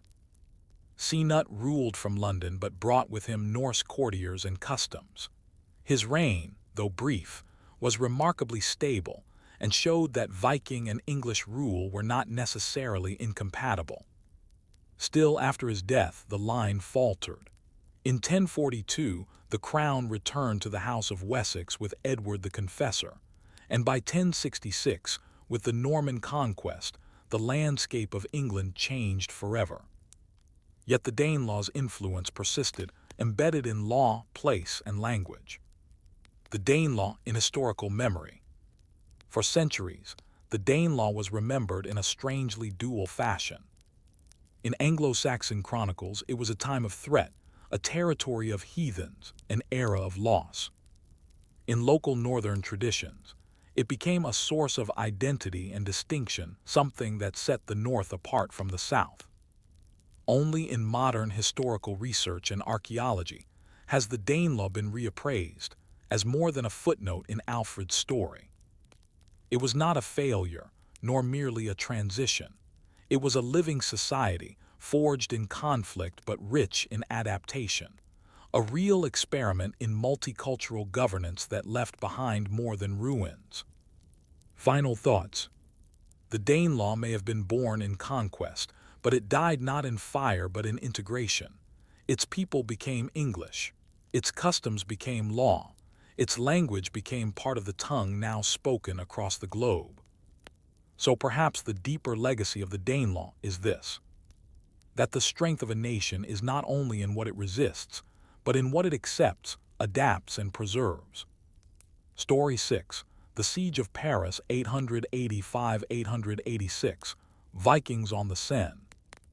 The year was 885 AD. Across the Frankish realm, once the proud empire of Charlemagne, uncertainty loomed like mist on the banks of the Seine. Power was splintering, royal authority flickered, and opportunistic raids were no longer seasonal irritations, but existential threats. And from the cold coasts of Scandinavia, the longships were coming again. This is the story of one of the most remarkable military standoffs of the Viking Age, the Siege of Paris, when a band of Norse warriors challenged the very heart of West Francia. It was not a short raid. It was a year-long test of endurance, diplomacy, and survival. In this section, we'll explore how the siege began, the preparations made by the defenders, and what it was like to live in Paris under looming threat for months on end. The rise of Paris before the siege. At the time of the Viking onslaught in 885, Paris was not yet the glittering capital it would become, but it was gaining importance.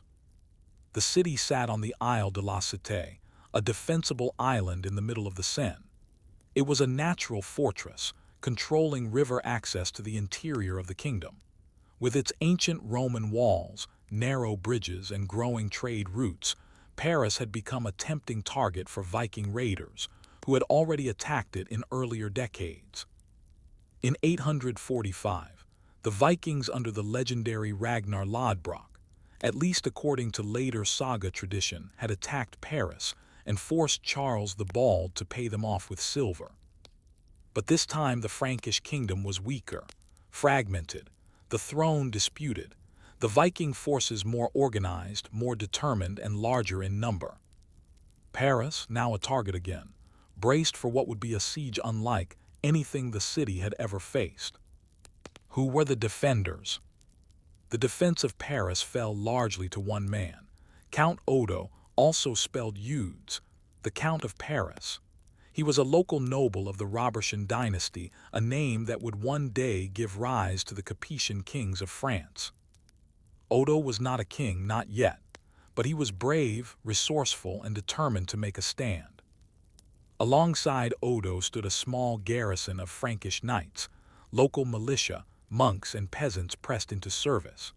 They had limited supplies, rudimentary weapons, and a city only partially fortified, its Roman walls no longer suited for prolonged siege.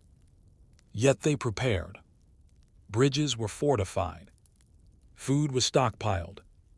Watchtowers were manned around the clock. Messengers were dispatched to distant nobles and bishops, begging for reinforcements. Paris would not be abandoned. Odo made sure of that. Who were the attackers? The Viking fleet, led by the warrior Siegfried, numbered somewhere between 300 to 700 longships, depending on which chronicler you believe. This would mean anywhere from 5,000 to 30,000 men, though most scholars settle closer to 10,000. They weren't just raiders. They were professional warriors, some likely veterans of earlier campaigns in England and Ireland. Many came not only to plunder, but to settle, negotiate, or extract tribute. They wanted access to the Upper Seine, easy passage, to plunder inland monasteries, towns, and abbeys. But Paris stood in the way. The demands before the sea. When the Viking fleet arrived in November 885, the weather had already begun to turn. The Seine, cold and swollen with rain, reflected hundreds of sails as the Norse approached. Siegfried sent emissaries to Count Odo. The demand was simple. Let us pass through Paris, and we will leave the city unharmed. It was a tactic they had used before, avoiding bloodshed when tribute could do. But Odo, perhaps knowing how much worse might follow, refused. He replied that he would not be responsible for letting the enemies of Christ pass into the kingdom's interior. The siege was on. The first assault, November 885. On November 26, the Vikings launched their opening strike. They focused on the wooden bridges that connected the Isle de la Cité to the riverbanks. These bridges were the key to holding Paris. Without them, the defenders would be cut off and the attackers could sail further upriver. But the Parisians had reinforced the bridges with towers, turning them into defensive platforms. Archers and spearmen rained down missiles on the attackers. Boiling pitch and stones were thrown from above. The Vikings tried to set the bridge supports on fire.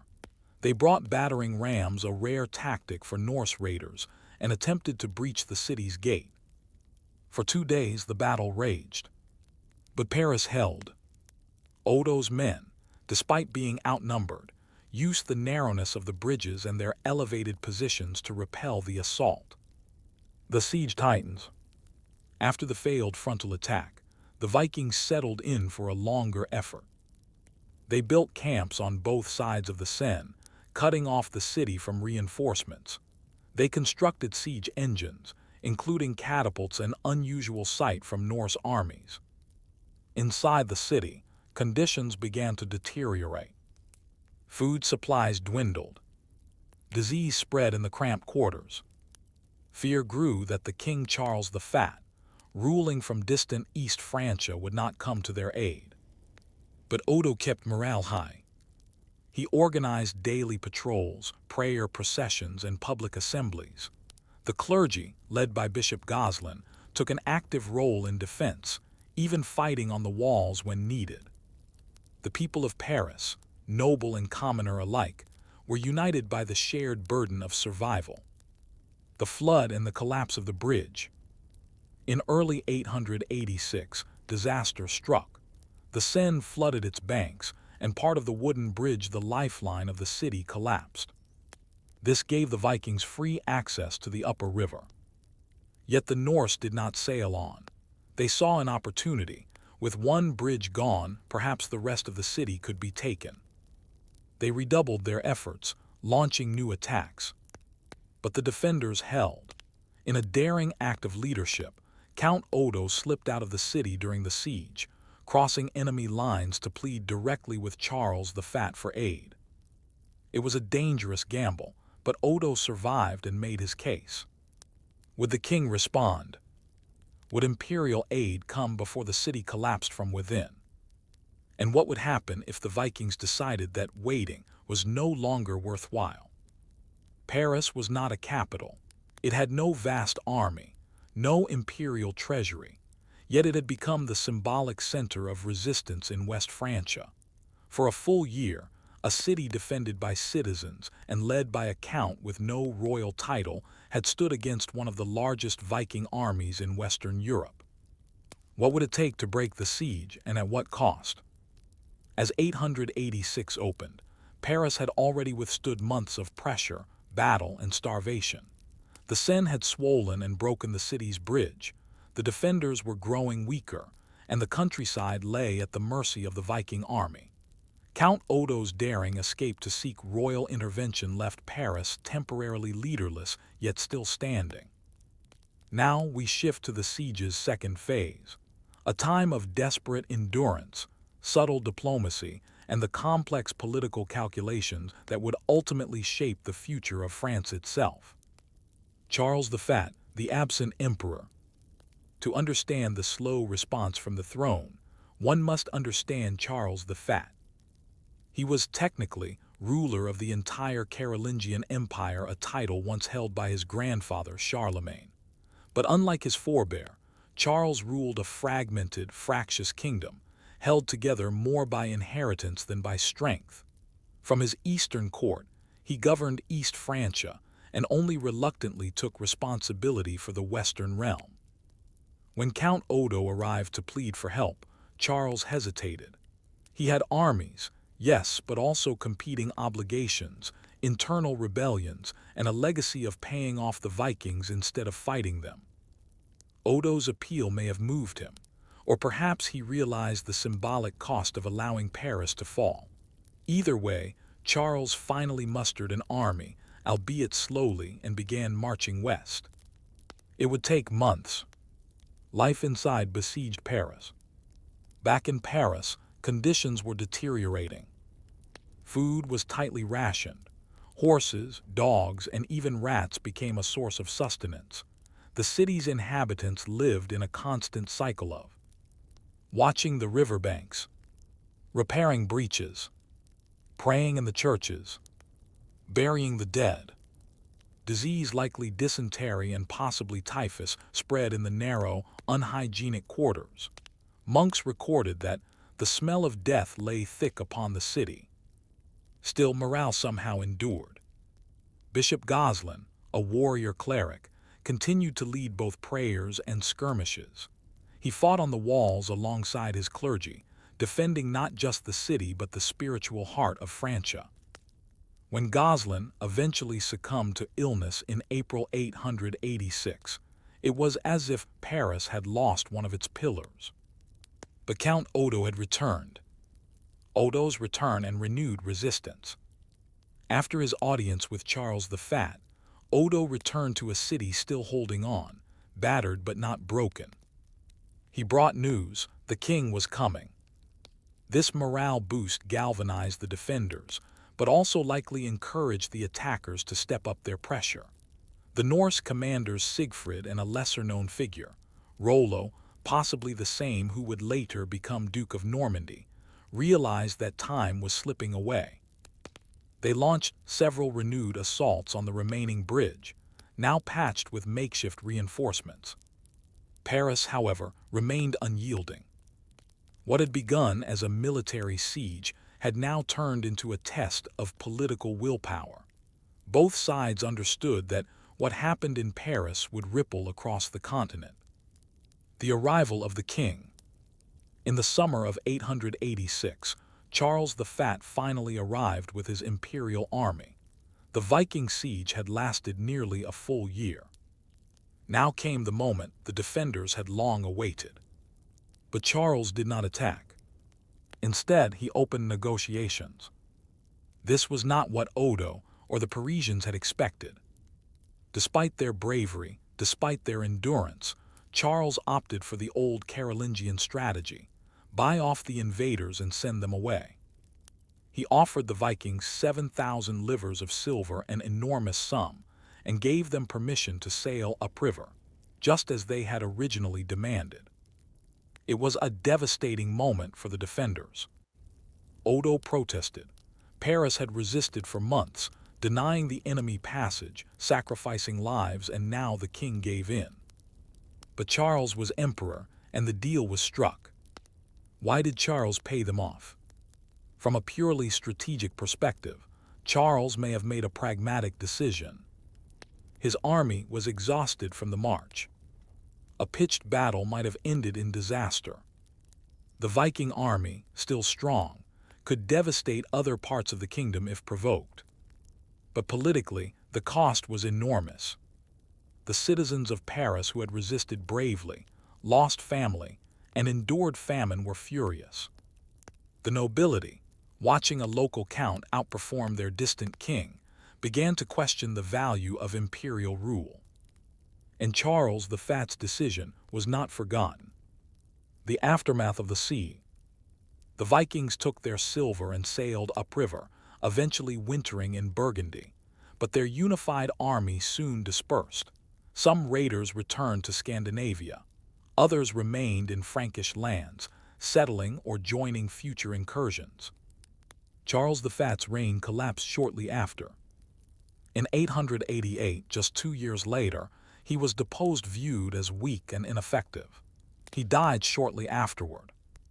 In his place, the nobles of West Francia chose Count Odo to be king, the very man who had led the defense of Paris. This was unprecedented, a non-Carolingian monarch chosen for merit rather than bloodline.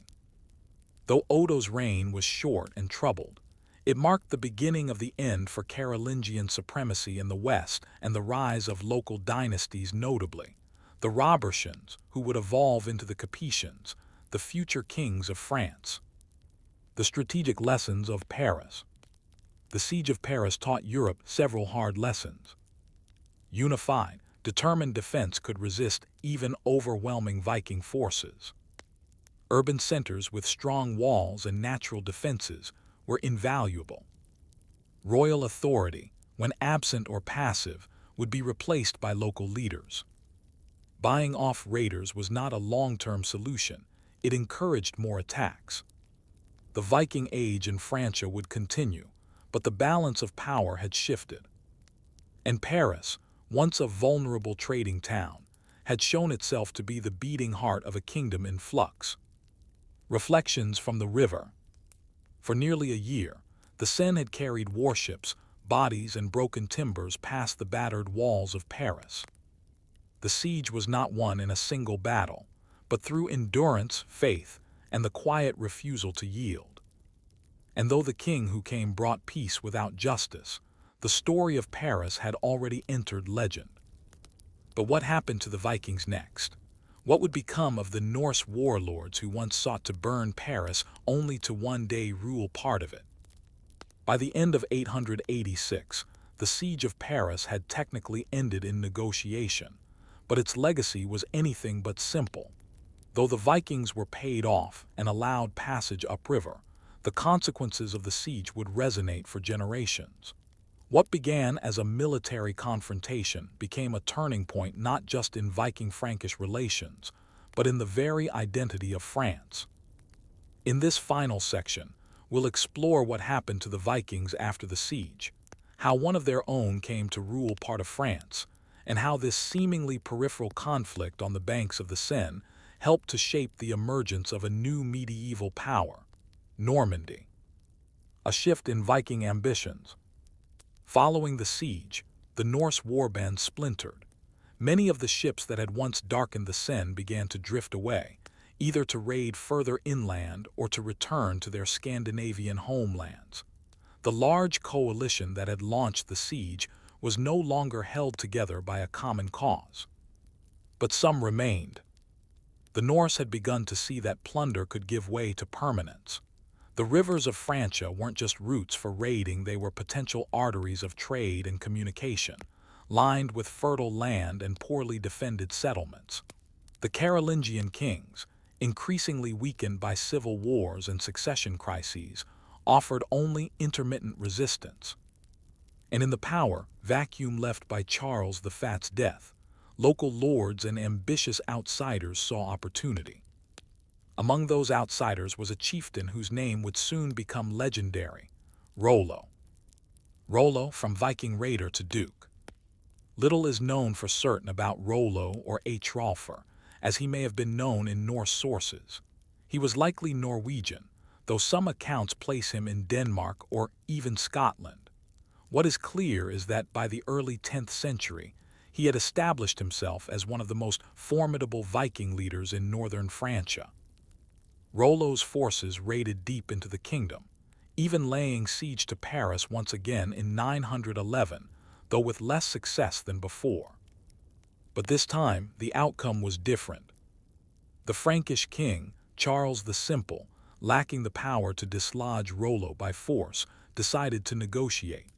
In a remarkable act of pragmatism, he offered Rollo land in exchange for peace. This was not simply a payoff. It was a formal agreement, the Treaty of St. Clair-sur-Epte. Under its terms, Rollo would receive land around the Lower Seine, including Rouen.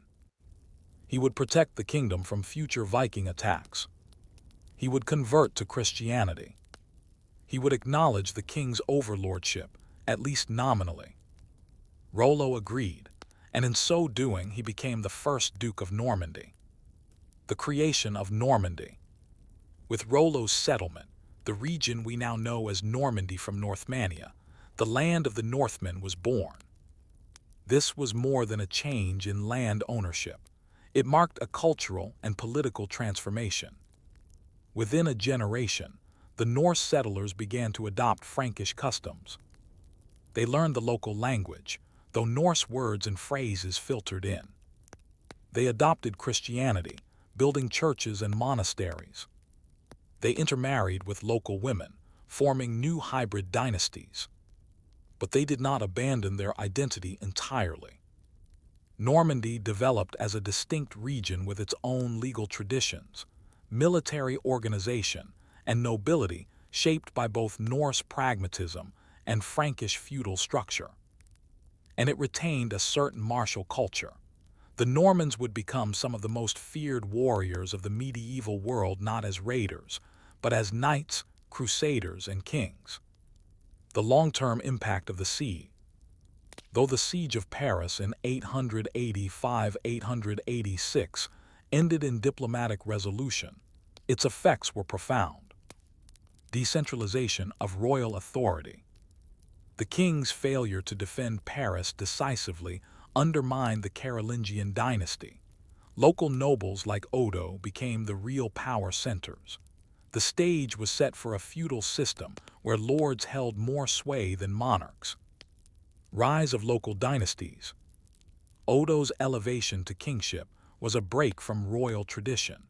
His family, the Robertians, would eventually evolve into the Capetian dynasty, which would rule France for centuries. Formal settlement of Norse populations. The treaty with Rollo showed that the age of random raiding was giving way to organized settlement. Vikings were no longer just invaders, they were stakeholders in the political system. Birth of Normandy. Normandy would go on to play a central role in European history, most famously in 1066, when Duke William of Normandy, a descendant of Rollo, would cross the English Channel and become William the Conqueror, King of England. The evolution of Paris. In the wake of the siege, Paris itself began to rise in stature. Once a peripheral city, it had now proven its strategic and symbolic value.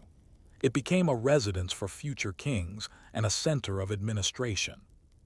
The memory of its resistance lived on in chronicles and legends, Turning the city into more than a geographic location, it became a symbol of resilience. When Hugh Capet, Odo's descendant, was elected king in 987, he made Paris a royal seat.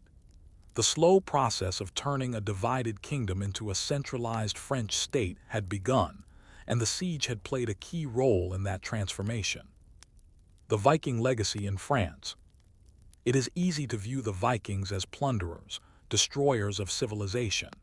And indeed, they brought fire and sword to many communities. But their legacy in France, particularly through the siege and settlement that followed, was more complex. They forced adaptation, political, military, and diplomatic. They reshaped the map, turning frontier zones into integrated territories. They brought new blood into Europe's elite classes. They helped end an empire, but seeded the birth of new nations. Final reflections. When the longships sailed down the Seine in 885, their prows biting into the mist and current, few could have foreseen the transformation they would bring. They came for silver, land, and glory. What they left behind was a new world, not merely in France, but in how Europe responded to adversity. The Siege of Paris was not just a story of warfare. It was a story of transition, from empire to feudalism, from raiders to rulers, from survival to statehood. And centuries later, when a Norman duke crossed the sea to claim another crown, he carried with him the legacy of those cold November days on the banks of the Seine. How many other cities, you might wonder, were changed forever not by their conquerors, but by the act of resistance itself?